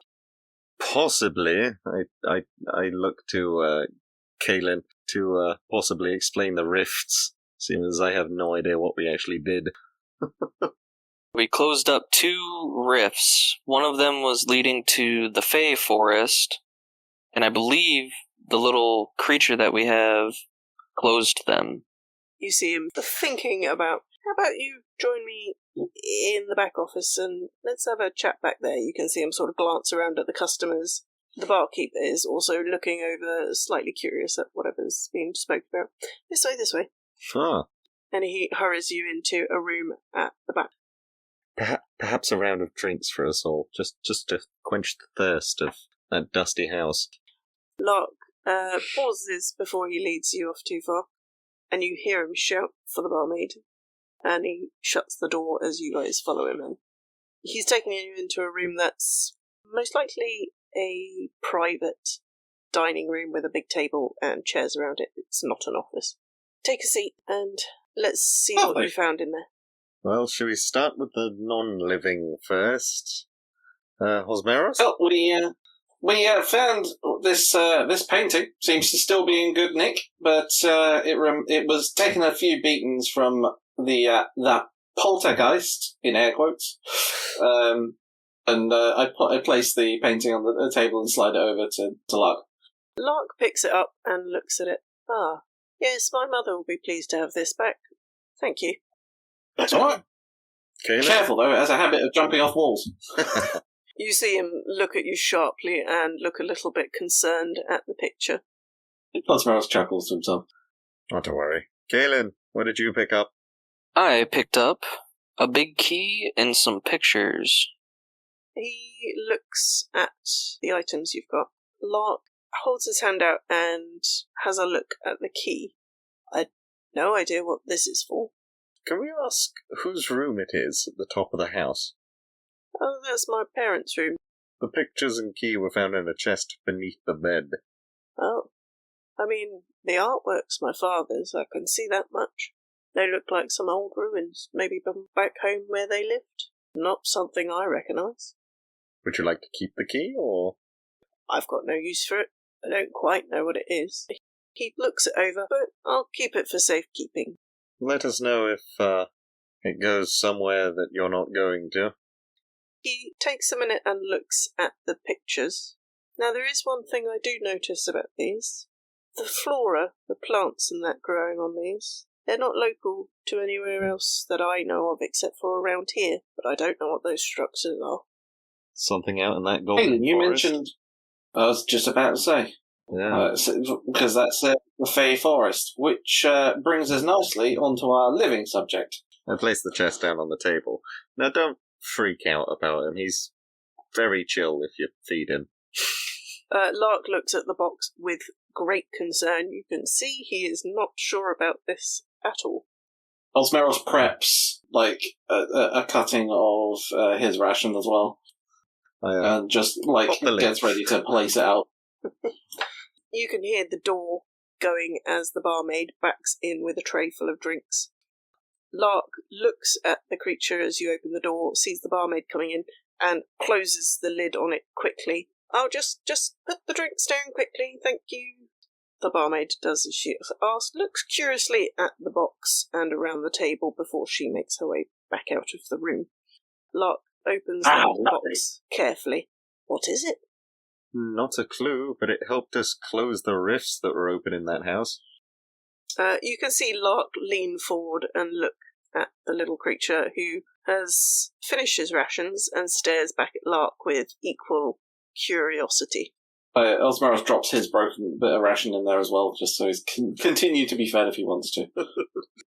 Ozmeros, as you put the ration in, the creature picks up the ration and leans back, putting his elbow out on the edge of the box, and starts to sit there and eat. I suppose you got a thimble or something. Or a shot glass. Oh, I see. You wish to see if he'll... Okay. Lark has a sort of potter about the room. Here. And he pulls off a decorative wooden-shaped cup and passes it over to you. I tip some of the ale into it and hand it to the little guy in the box. Oh no, drunk, mischievous creature. It takes the cup, peers into it, and swishes it around, gives it a sniff, and downs the liquid in one go. Oh. I nod, pick up one of the ales and say, "You know what? That's not a bad idea. To a job well done." Start quaffing it. Here's to that! Chug. So, what do I do with it? Nothing. Just letting you know that this was what was in the house in the first place. It helped close the rifts. It might have opened the rifts in the first damn place. Seems to be able to slip into the shadows. And if you don't mind losing the chest, we can take it away with us. I mean, I don't really know what to do with it. But you're quite sure the cottage is now clear? As far as we know, right, guys? Yeah, I think this was the only thing that was in there. Good. I can get that done now. You gentlemen have done me a great service, and I am extremely grateful. Give me a moment and let me get some coin. I'm really not quite sure what to do with him. He nods at the creature at the table. Ozmeros stands up and goes, and in like a really dramatic voice, just holds out his sword. And it came at great cost. Just waving a broken sword around. Lark at the door looks a little bit surprised at the weapon. Maybe with some of the coin you might be able to get something else. And he rushes out of the room. Don't forget a key. So, a short while later, Lark returns. He has a small pouch of golden coins, which he puts out on the table so you can count them, and he slides over a key. For the evening, you've got the room upstairs, and he gives you directions. Are you giving us the pouch too? Or just the coin? Well, I'd much rather have my pouch back. Yeah. No worries. Tip it onto the table and toss him the pouch. Yes. Thank you, indeed. Ah, well, what is the time actually? Midday now? It's just a little over midday. It's probably sort of 1:30, coming up 2. Hey, not bad for a half day's worth of work. Well, thank you very much. A replacement sword for you, huh? As long as you don't mind. I do feel a little bit guilty about spending all the money, but if I can at least get a repaired sword, then I might be able to actually do some effective hunting later. It's all very convoluted. I reach in, take the little ornate cup off of the gremlin thing, put it to one side, and gently close the lid. What, with him in it? Yeah. Okay. As you do so, you hear him shuffle about as he rearranges himself in the box, so he's not half hanging out anymore as you close it. I stick him under one arm. Right. Shall we go up to our lockable room and put anything down that we're not going to be carrying around with us? Yeah. Excellent. You put emphasis on lockable. Yes. I wiggle the inn's room key that I have. I just sidle up and stand behind Roan and just go, are we attempting to lock away the phasing creature? Well, it's less locking him away and more locking anybody else from getting to him. I hardly feel like carrying this chest around is doing me any good. Well, I agree with that. If our little fella here gets bored, then we've just created a haunting in the inn. Well, I guess that's another 10 gold. Maybe you should try to buy some scraps of leather and make it into a backpack. Well, we could buy a backpack. Hell, we could use That'd a be more potato expensive. bag with some rope. There you go. You make it upstairs and find the room that you've been given. It does have 3 beds. There is a bunk and a single bed to the side. It's a very comfortable room despite being small. I mean, it's pretty nice. Not a bad little room. Back to top bunk. It'll do. Fine with me. I don't like the top bunk. Oh. Yeah, hard day's work, climbing up there? No thanks. You're not spry enough. I stuff the chest up on the top bunk and pop the lid open. You can hear the little guy grumble a little bit before he climbs out and then sits on the edge of the bed. Honestly, we can't talk to this thing, and gestures only do so much. You should point at it and then point down to make it stay. It may take that as an idea to go downstairs, I don't know. Or maybe it'll open new rifts here, if it does indeed open them. I mean, we know it can shut them.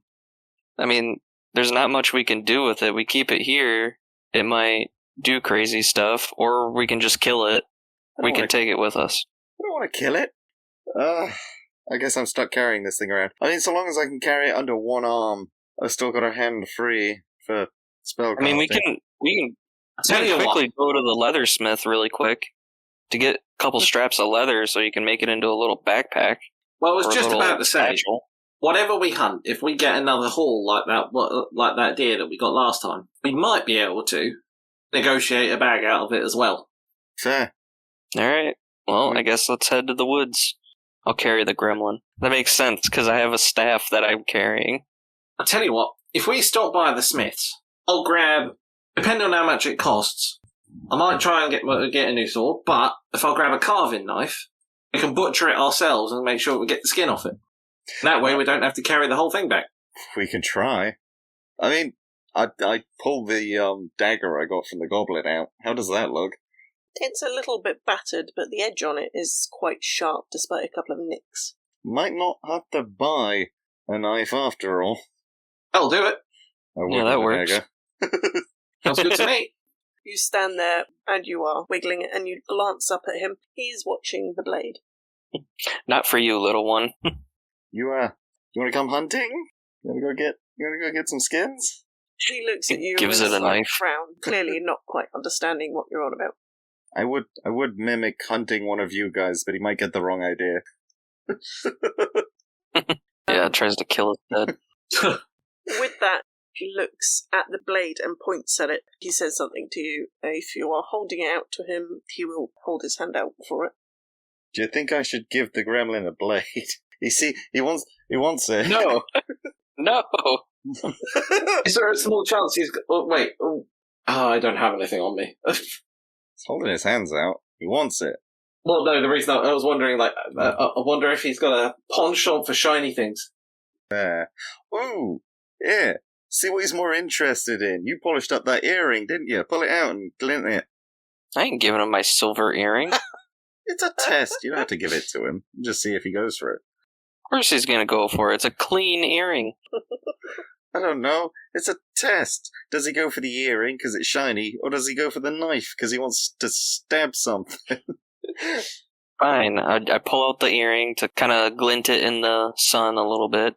His attention is drawn over to you pulling out the earring, and he's watching it. His hand is still sort of out for the blade, but his attention is now on Kaelen. 2 hands out. Gimme. I put the earring back in my pocket. Yeah, I'll wedge the knife back in wherever I just pulled it out from. As the It's two in of my you waistband, I guess. put away the items that you were holding, you see him a little sigh. If you guys are going to the blacksmith, I should probably go to the library to try to read up on what it is. Okay. Or a that makes bookstore. sense. That sounds like a plan.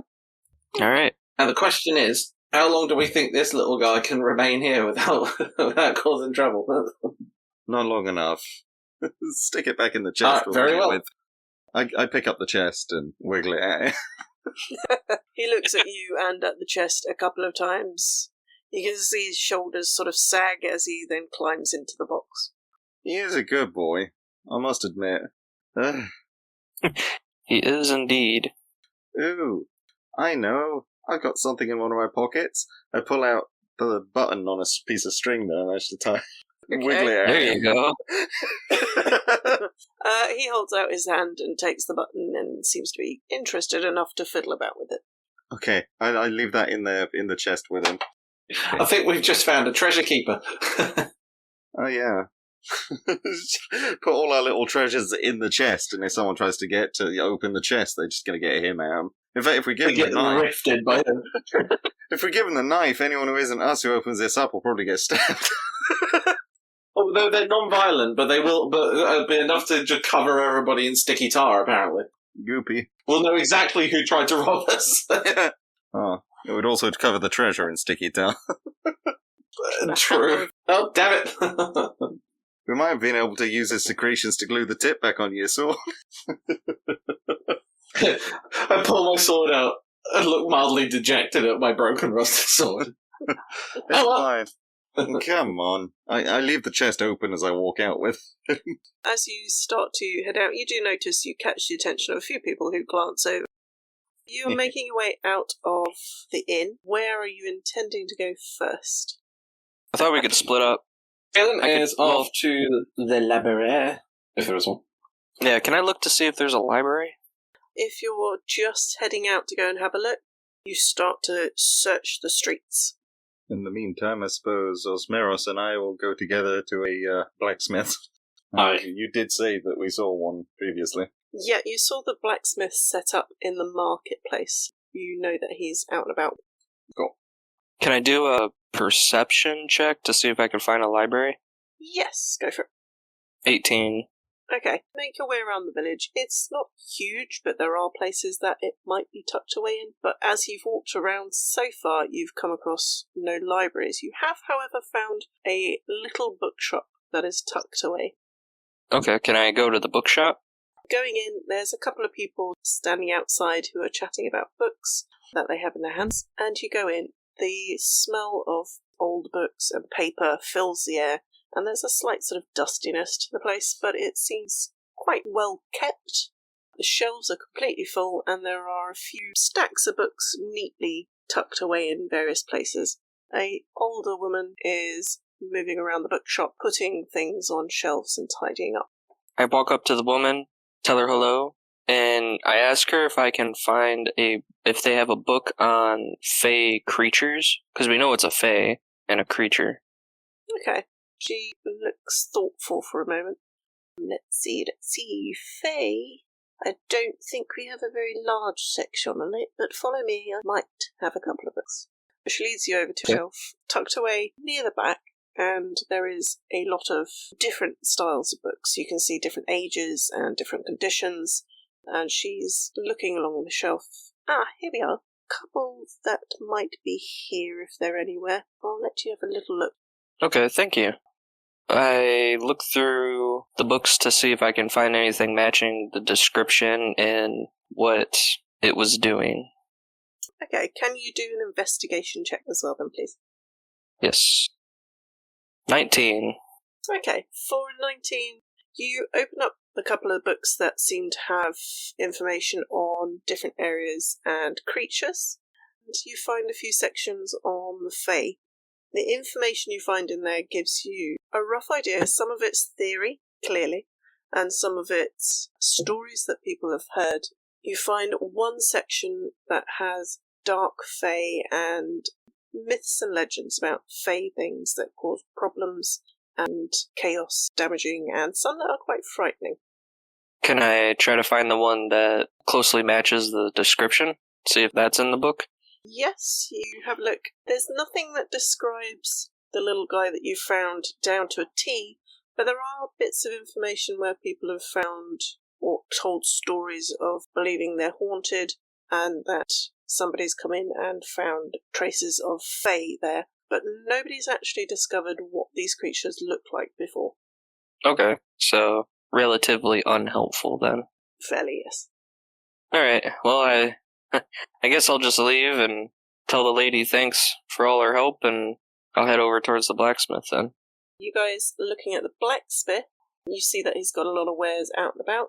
He's talking to several customers. People are coming and going, and a lot of them look like they're adventurers. Well, Ozmeros, now's your chance. Very well. I joined the queue. He deals with a few more people and then turns to you. Ah, can I help you? Gotcha, fella. I have either a request or potentially need to buy something. I pull out my sword. The blacksmith's face looks not quite mortified, but pretty shocked at the state of your weapon. I literally just look him in the eye and go, "Lost cause?" It's not looking good. I wouldn't say that that's going to last very well. I don't think you can do much with that, I'm afraid. Is the metal any use to use scrap? I might be able to melt it down for something. In which case, I would like to do a partial trade then. I'm looking for something a little bit bigger. Have you got a rather versatile weapon, perhaps? Let me have a look for you. The smith takes a look at your weapon. Yeah, okay. What are you looking for exactly? So, something bigger, huh? Aye. I go on to describe like a slightly larger sword. I'm looking for, specifically above table. I'm looking for a sword with the versatile trait. Okay.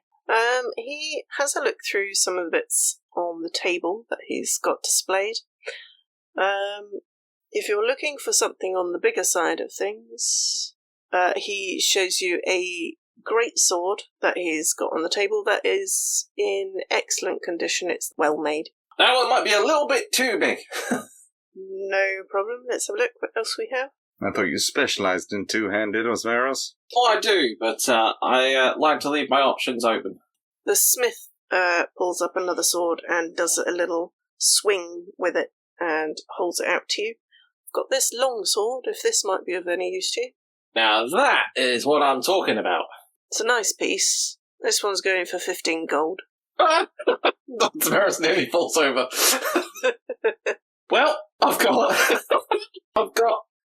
10 gold pieces. I've got some scrap metal, and have you got any favours that you need to? The smith looks at you thoughtfully for a moment. I literally owe everybody in this village by the time we're done. Which is the opposite of what we're trying to do.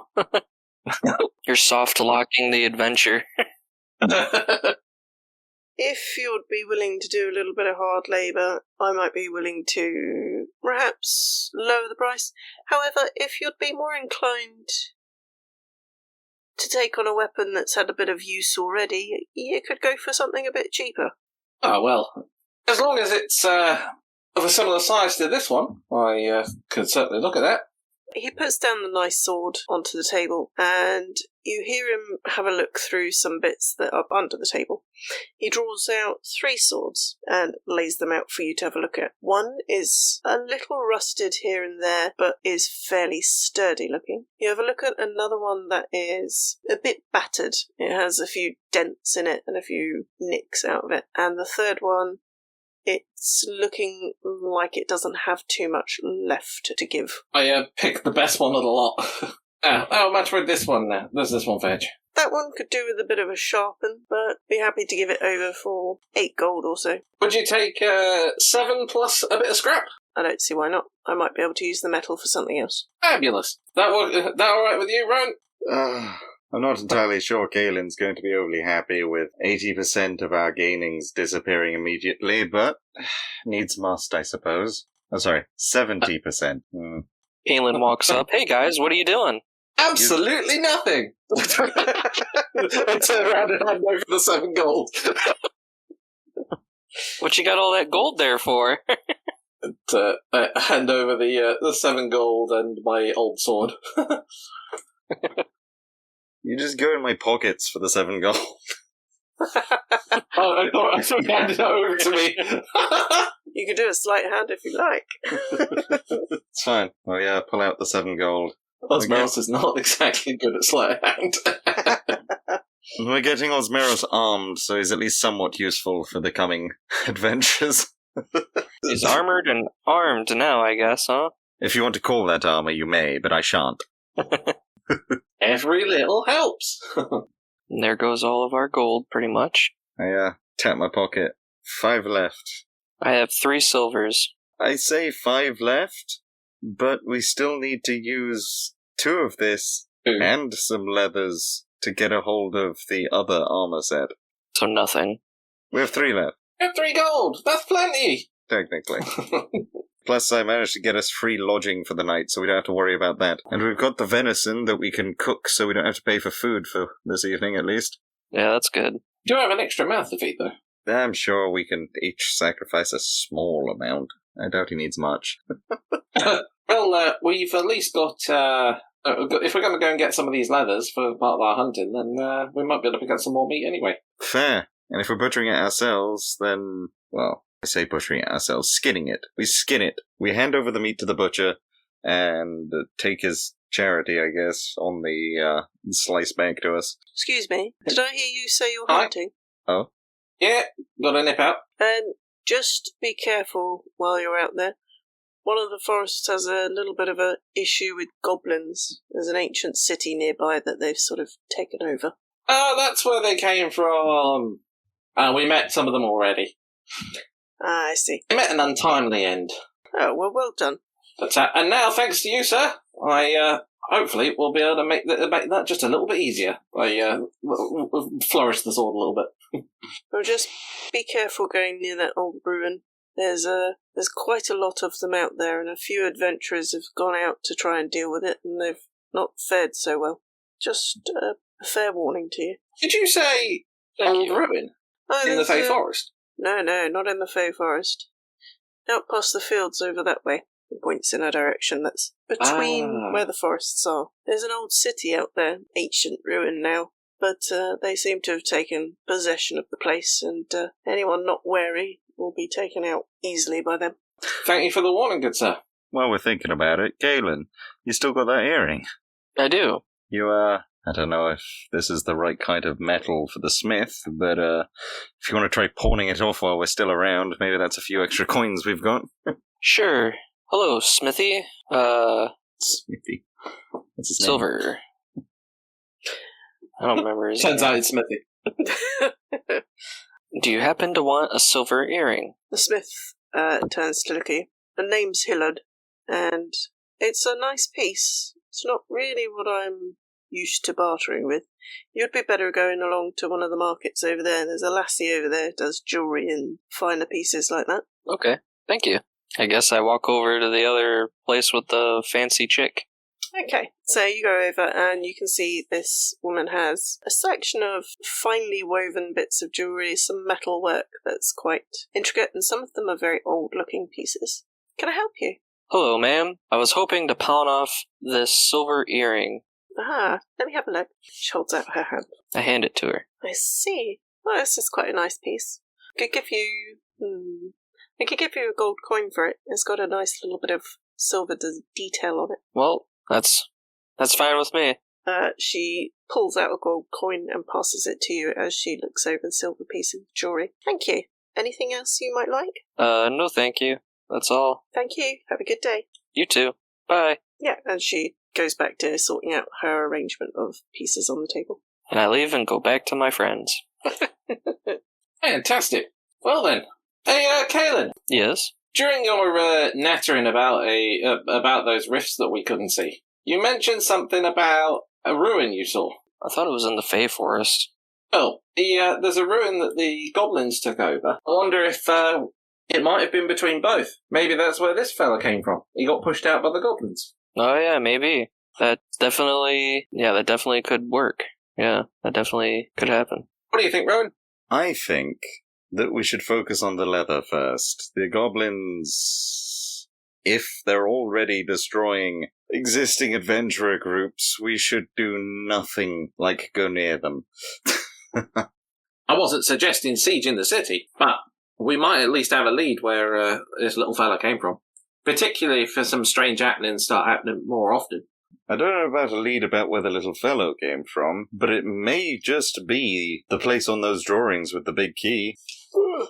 The areas you know that are forest around here, you've got the Golden Forest where you went last time. The other forest is at the other side of the village. And you're also aware of the small bit of forest on the other side of the Blue Meadow Cottage, which has a small bit of meadow and a forest next to that. So, shall we try our luck in the more natural forest this time, rather than dancing with the dryads once more? Yeah, that's what I was going to suggest. Can do. See Great if our friend minds here think doesn't alike, find that Kaelen. forest. They sure do. So, Ozmeros, now that you're armoured and weaponed, are you taking point? I'm not very good at finding my way, so I might ask for some help on tracking, but I'll absolutely happily go first. Of course. Any aid that my lord can grant. I cast bless on you. Well, I cast guidance. On you. Bless. Take this. I cast resilient friendship. Advantage with a +4. Well, not a +4, with a D4. Yeah, give him the help action. So, In which case, follow me, fellas. You feel the ever-present eye of hell upon me. You feel watched. Okay, so heading out towards the more natural forest. You make your way through the streets, passing people. Many people are quite friendly, say hello. As you get your way, if you're holding the box open with little fella looking out, you'll notice a few people catch sight of him and look a little bit unnerved or shocked or just curious. A couple of children run past and stop and stare open-mouthed as you walk past with him. He seems to stare back at the children and says something in his native language, which they just stare, confused. He likes treats. The kids look at you, surprised, and then look back at the thing in the box who's staring back out at them. So the two kids look at each other and then hurry off. A shrug. Do you think we can convince people it's just a dog that got caught up in an accident? What sort of accident Maybe. would do that? Carriage. An oil spill. They got run over and set on fire. You make it to the border of the village, which connects directly onto this forest. The trees are green and fresh, and there's lots of earthy scents coming from the woodlands. And you can hear birds and see small animals sort of scurrying off as you make your way in. It's probably worth silvers. You got that rare frost. Yeah. Get him. Rare Frost. Get him, Ozmeros. I cast Rare Frost. What are you aiming that for exactly? Little creatures. Anything that moves. Let's go. Yeah. We've got a chest to fill up. So, first of all, make a deception check. Well, things are going to eat it. It's fine, he comes out on my shoulder. 19. Okay, so immediately you see a few rabbits. Further into the forest, you see a squirrel scurry up a tree, and you see a number of grouse, ground-type birds, darting between the trees as you come into the forest. Attack! Just everything. Yeah, that is a... Oh, that's a 10. Okay. That's the armor class of a grouse. So that's the 10 from the frost, right? 10 to hit. 10 to hit. Yeah, you manage to catch one of the grouse as it goes to dart out of the way. You've made right. it. So then I deal... It's a grouseicle. Oh, It's that's damage do I do? Do I even need to roll damage? Yeah, roll Let's do damage it. anyway. Yeah, 6 damage. Okay, so it topples over like a frozen statue and sort of makes a popple noise as it bounces on the floor for a moment. Oh, no! Ah. Dink-donk, dink. You see, and that is what's called fresh. It's fresh I can do frozen. I want to try it. Okay, roll to attack. I don't. Oh, what do you I do? force a dex saving throw. Okay. Imagine if there's bird in their 20s. Okay, so what happens when you hit it? What did it roll? The saving throws under 14. It's got 7. Oh, okay. Then, if that is the case, it gets hit by none other than Sacred Flame. Oh my god. Okay, what does that do? Are you aiming at a squirrel? Grouse, ground bird.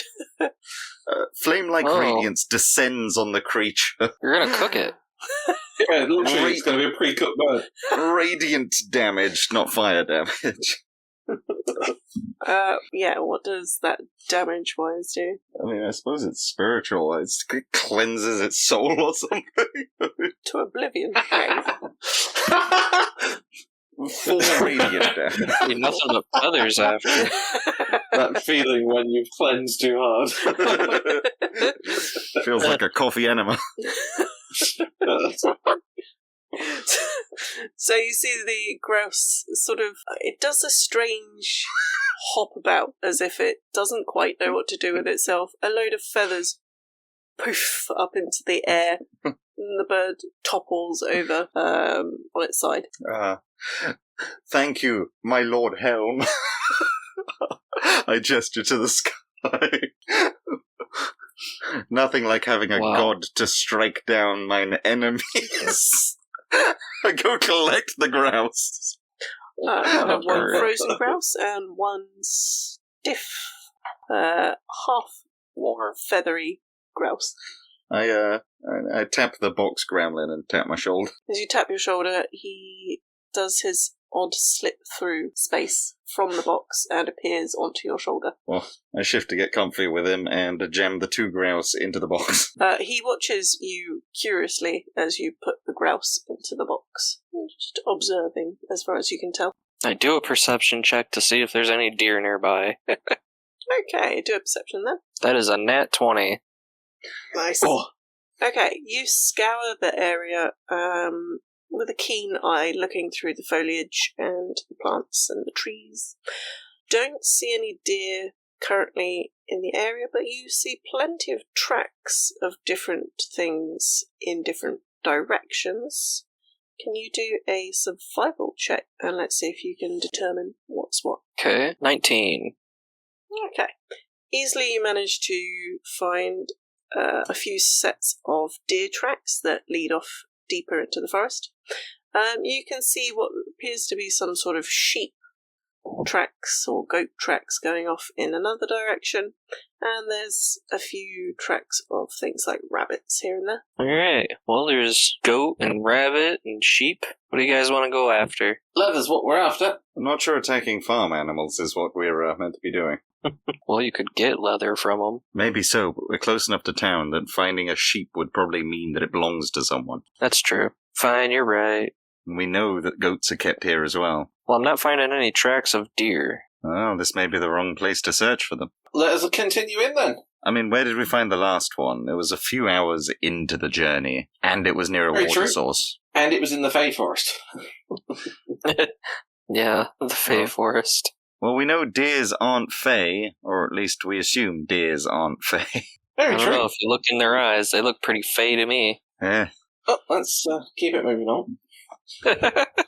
Keep going. Deeper into the forest we go. Okay, so Keep going. as you get further in, the light trickles in through the trees, and you can get a dappled effect as the light sort of works through the leaves. Find yourselves walking into a bit of a dip, and here you find tracks of deers or larger type animals that have left hoof prints as you make your way through. Make a perception check, please. All of us? Lovely. 14. Or 25. Okay. So, With your 25, as you're wandering along, you notice part of the forest seems to have gotten thicker to the right of you, and there seems to be some movement over in the bushes that is, after a moment, you spot there's definitely some sort of stag or deer-like creature. Fabulous. Right then. Are you ready? Over here, lads. I think we've got something. I crouch and point towards the tracks. Right, all at once, everyone. I pull out... did I leave behind the bow and arrow in the end with the leather worker? He didn't really accept it, did he? You never said you picked it back up. Yeah, you should have left again, your storage. Yeah, true. Well, alright then. In which case... how far away from the deer are we? We can currently see tracks. And I said that you could just about make out a deer-like creature. Deer-like. You're a bit too far away to tell for sure. It's about 40 feet away, roughly, and then partially hidden behind foliage. So, do we do this the same way as we did it last time? I think so. You mean me casting Eldritch Blast? Yeah, I rush in, snag it by the back legs, and then while I've got it and it's trying to get away from me, you blast its brains out. Or I could just cast Eldritch Blast? Fair, but still. You don't have Sounds to like a resounding yes to me. I cast Eldritch Blast? Okay. I sprint at the deer. I follow chase it too. Oh god. So let's have the Eldritch Blast first. I rolled 21 to attack. So, that is going to hit. What damage are you doing? 1d10 force damage, plus adding my charisma modifier to the damage it deals on hit. So, okay, it's 8 plus my charisma modifier. So that would just be the +4 then to my charisma. Yeah. So 12 damage? Casting your Eldritch Blast, it hits. That red glow goes soaring through the air and hits this deer easily. What are you guys doing as you come in? This blast has just struck the deer. Is it falling down, or is it starting to try and run? At this point, you're not too sure. You're literally just seen it hit. Are you going to immediately react, or are you going to see what happens? I'm going to leap up on it. Well, Okay. Maybe one should cut it off and one should leap on it. Turns out it's a person, just bending over. Oh god. That would be a problem. Eldritch Blast to the ass. As the Eldritch Blast hits, and Roan, you leap onto the deer, you tackle it down to the floor. As you go to do anything else, it seems to have gone still. It's definitely dead. Is it definitely a deer? It's definitely a deer. Oh, thank goodness. Thank heaven for did that. it die from that Eldritch Blast, or was it already dead? Do a first aid check. Huh? First aid check. Yeah. Medicine? Oh yeah, that +0. Give it mouth to mouth. Should I eat it? 21 to check with Ozmeros. Checking it over, you have literally just killed this thing. It's still warm to the touch, so it wasn't dead before. Don't panic. Hey, Kill! I realised that my butchering skills aren't fantastic. How do you feel about us trying to just drag this thing back?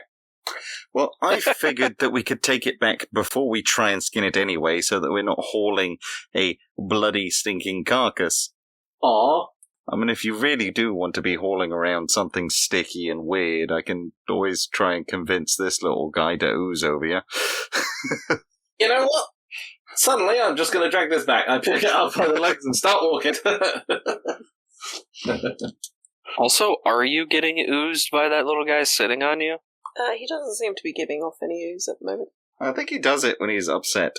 Oh. There's something new we know about him. Way.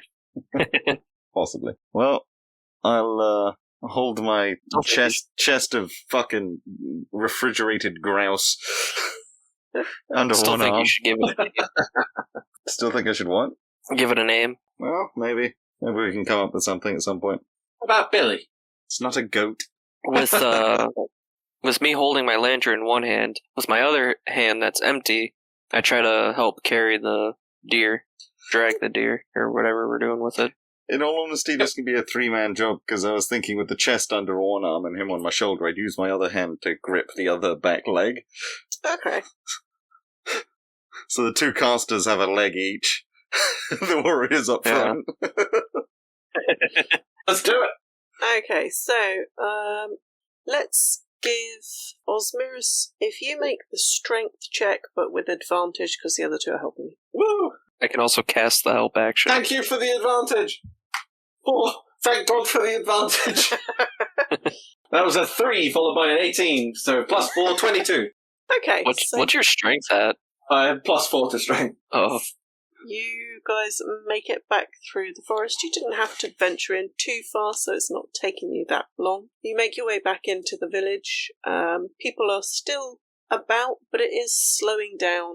Things are calming down. It's coming into early hours of the evening, and people are starting to shut up shop. Where are you going, and what are you doing? Well, this seems fantastic. familiar. Let's Pretty good. get this over to Gillian. I was going to say, we'll have to ask to keep the skin, so we won't get paid as much, but still, it's something. Absolutely. Let's do it. To Gillian's! We go straight to the butchers.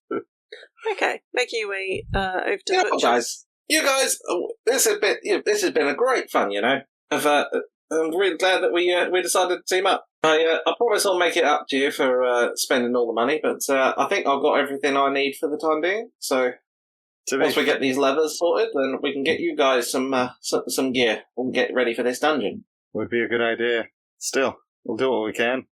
Gillian notices you come in behind some of other customers he's dealing with. He gives you a wave to let you know that he's seen you. Once he's done with them, he looks quite amused as you come closer. Been out hunting again. I dink the frozen grouse off his countertop. He looks a little surprised. Oh. I then place the sanctified grouse on his countertop. He looks at both rather surprised, eyebrows raised. I see. Well, good hunt. That looks. By the way, it just pulls the deer in behind me. You see a smile on his face. You've done well with your hunt again. You catch him look out the corner of his eye at the grouse on the table with a little bit of a curious expression. Another deer. You've done well. Well, I appreciate that, but we've got a favour to ask, if you wouldn't mind. Oh, and what can I do, favour-wise for you? This time round, if when we butcher this, if you could leave us with the levers, that would be most appreciated. We've promised them to Jarl Thorpe. Jarl. Yes, no, that makes sense. I usually sell to him too. That's fine. If you give me a short while, I'll be able to tidy it up for you. Won't be able to give you quite as much as the last one. Also, no. Are we getting any meat out of it this time? If you want the meat, you're welcome to have a few portions if I can keep some. You know, in all fairness, do we want the meat, or would it be better off just to sell the entire corpse? Just sell the entire corpse. Yeah, I think we've got enough for now. I've consumed my. I've still got the venison from last time. In that case, a little bit. Gillian turns to you. Could give you 3 gold. And take the hide off, and it will look nice and clean. You're a gentleman. Shake his hand. He looks at his hand, which is a bit bloody, and wipes it down his apron before offering to shake your hand. Ozmeros doesn't mind. He's cool with it. Well, helm willing, that skin will come off easier than usual, and I just gently cast guidance on the butcher. Give me a few minutes, I should be able to take the hide off pretty quick. He also picks out 3 gold pieces and hands them over to Ozmeros, I think, because he is the one who shook hands just now. Thank you very much, sir. We turn to Roan. Would you like to look after this? I'll take 2 of them, and then everything else we can start getting you guys some geared up. So you're keeping 2 of those, are you? Well, I still got to deliver these leathers and pick up my what I've already claimed. But after that, I promise I'll put myself at the back of the queue for a good amount of time. As you wish. Takes Gillian a little while, but he returns and hands you over a nicely carved hide that is 1 large piece that he's folded up for you and tied with string. Oh, thank you, Gillian. Have you, do you think we've got time to go and see Jarl, or do you think he's closed up for the day now? Gillian looks out at sort of the sky. You might be able to catch him. He tends to work a little late in the evenings anyway. Did either of you like something from the leatherworker? I don't think so. Not personally. Didn't want a bag or anything like that? Well, could possibly get a bag cheaper elsewhere. Fair enough. Kaelen, you all good? No, I'm alright for now. Alright then. In which case, I'll pop off and go and get that, and I'll meet you guys back at the inn. Alright. Pleasure as always, Gillian. And I toddle off with my package of hides. Safe travels to you. Comes blessing upon you. Gillian gives you a nod. I nod back as I leave. I leave. Okay, so, Ozmeros, you make your way over towards the leather workshop, and you can see there's candlelight coming from the inside of the shop. The sun's sort of low in the sky at this point. I knock on the door. You see the older man wave you in from inside. I come in and, evening, fella. As promised, in half the time requested, I have you a wonderful set of hides here. Ah, very good. It's nice to see that you've managed to find something. Let's have a look-see. Place them on the counter. Looks like you've managed quite well as well. You catch him sort of looking over your armour, the leather armour he's sort of loaned you. I start just getting out of it. Yes, this will do very nicely. Good find. Well done. Alright, so we left you with 3. I've got your hides, and I owe you 2. I put 2 on the counter. I believe that's settled. Yes, very nice indeed. Here we go. He pulls out the one that you were looking earlier, and also one that's a little better condition. I've also got the option of this if you'd rather have something a bit newer. After all, this pelt looks like it will do quite a bit. And you've kept to your word, and you're on time. Early, in fact. Well, if I don't mind if I do. Thank you very much. You're a gentleman. If you happen to find any more leather on your journeys, more hides or pelts, be free to bring them around, and I might be able to give you a little something for them, or trade in for maybe some other pieces in the future, should you wish. You have got yourself a deal. I absolutely will. Lovely. Good evening. Thank you very much. Good evening to you too. Cheers, fella. Quickly, I pop on my new armor, feel super proud, and wander out. So what exactly did you gain there, Ozmeros? It's even better than the last one you looked at. Well, he said that the pelts that we provided went a bit further than he expected. Plus, we were super early, so he gave us a little bit of an upgrade. Sweet. So just for that, I should be able to. I feel a bit more prepared to take some hits now, and I'll make sure that I'm up the front and protecting you two. That's what will make this. That's the dream team, eh? The dream team. If you get hurt too much, I can always aid. You saved my life once already. I'm hoping to be able to repay the favour. Not that I hope we end up in that situation. Indeed, I would say I'd rather you not, but if needs must. Okay. Well, let's head back to the inn then. We've got a place to stay. Got our little fella here who's seemed relatively docile for a little while. Still sat out on my shoulder. Yes, anyone you've passed currently with him sat on your shoulder has definitely double taken or stared outright or sort of hurried past looking a little concerned. Are you currently making your way back to the inn? I believe so. You find that the inn is relatively busy as you come in. There's people outside chatting. There's a small fire pit that is situated in the gardens, and you can see a few people hanging around that in the evening. But there are lots of people inside having food and drink and coming in looking quite tired from a day out, maybe adventuring. As you weave your way in, you get a welcome off the barmaid. Evening. Good journeys to you. Well, I would like to get a round of ales for my esteemed colleagues here. Damn it! I look at Roan. I think I still got to pay a tab. You're right on that one, but I think it might be a bit late to head across town now. Alright. Tomorrow, first thing. You got it. I go find a table. Okay, so you find yourself a nice table that's a little bit crowded around it, but the table itself is a nice spot by the window.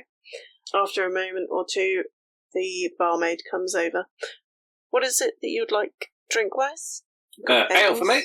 Ale's fine. Yeah, I'll have an ale too. Oh, and, I don't know if it might be cheeky, but do you mind if I talk to whoever's cooking tonight? You can. He might be a little bit grumpy being disrupted, but I don't see why not. We'll see. thank you. I get up and follow them. Okay, so a silver piece each for your ale, and you follow the barmaid into the back kitchen, which is very hot, very busy, and there's a couple of people in there sort of hurrying around. You can see that the head chef is chopping something up at the moment. Why are the people in my kitchen? Who are you? What do you want? Calm. I mean no disrespect, sir. Maybe not, but we're busy. What? I've got an offer. I have 4 pounds of lightly aged venison. If you cook half of it, the rest for you. You can see him look at you assessingly. Show me. I bring out all my venison out of the chest. He unwraps it and looks at it quickly over the table, turns it over, smells it.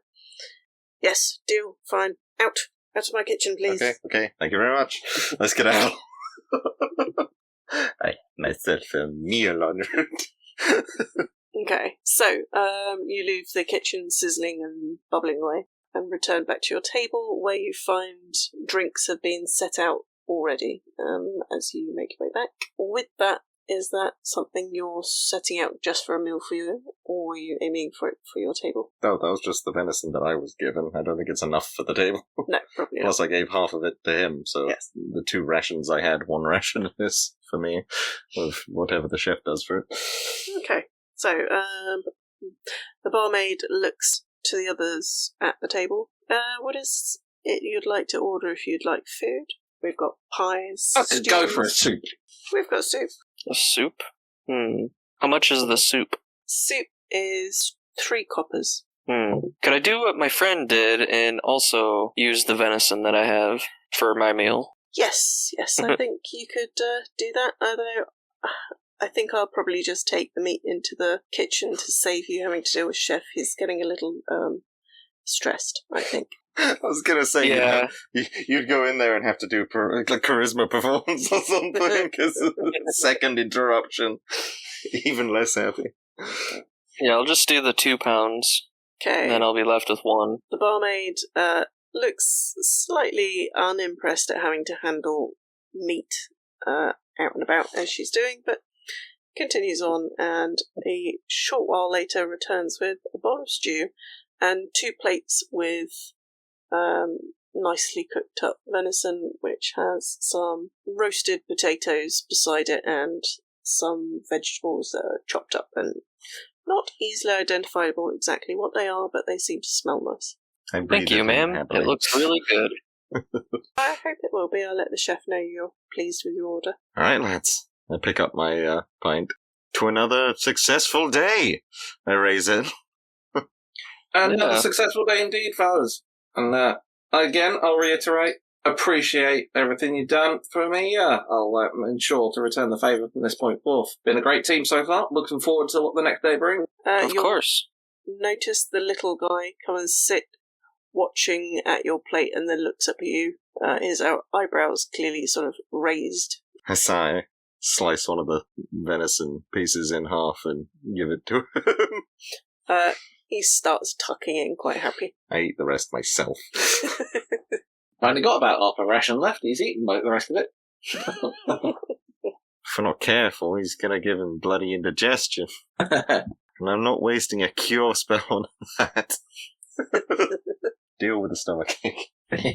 Okay, so the atmosphere in here is hearty, friendly. There's lots of chatting, and a little bit of music has started up in one of the corners that fills the room. And it's a very warm, comfortable, friendly atmosphere in here. People seem to be pretty happy. A few tired. I expect you're probably starting to feel a little worn down after your long day. And it's quite easy to settle in here. Boy, that was a good meal. I'd come here again, I would. Yeah. So what do you think? Should we head off to bed? Indeed. A long night's rest should do us all well. I don't know about you, but I ache. Yeah, me too. I'm sure you do. Carrying the gremlin around. And the chest. The chest, heavy. The gremlin, for some reason, he's sitting well enough, so he's not so heavy. Can hold himself. Okay, so you make your way up, settle in. The beds are comfortable and soft, and it's very easy to settle off into sleep. There's a bowl with a jug of water at the end on the bedstand, and it's a nice, cosy room, and the windows look out into the valley that's along the path on the way up to here. I guess I strip out and hang up all my stuff and slide into the top bunk. You notice the little guy sort of hanging out in his chest just seems to have settled down, doesn't seem too bothered by anything. Good.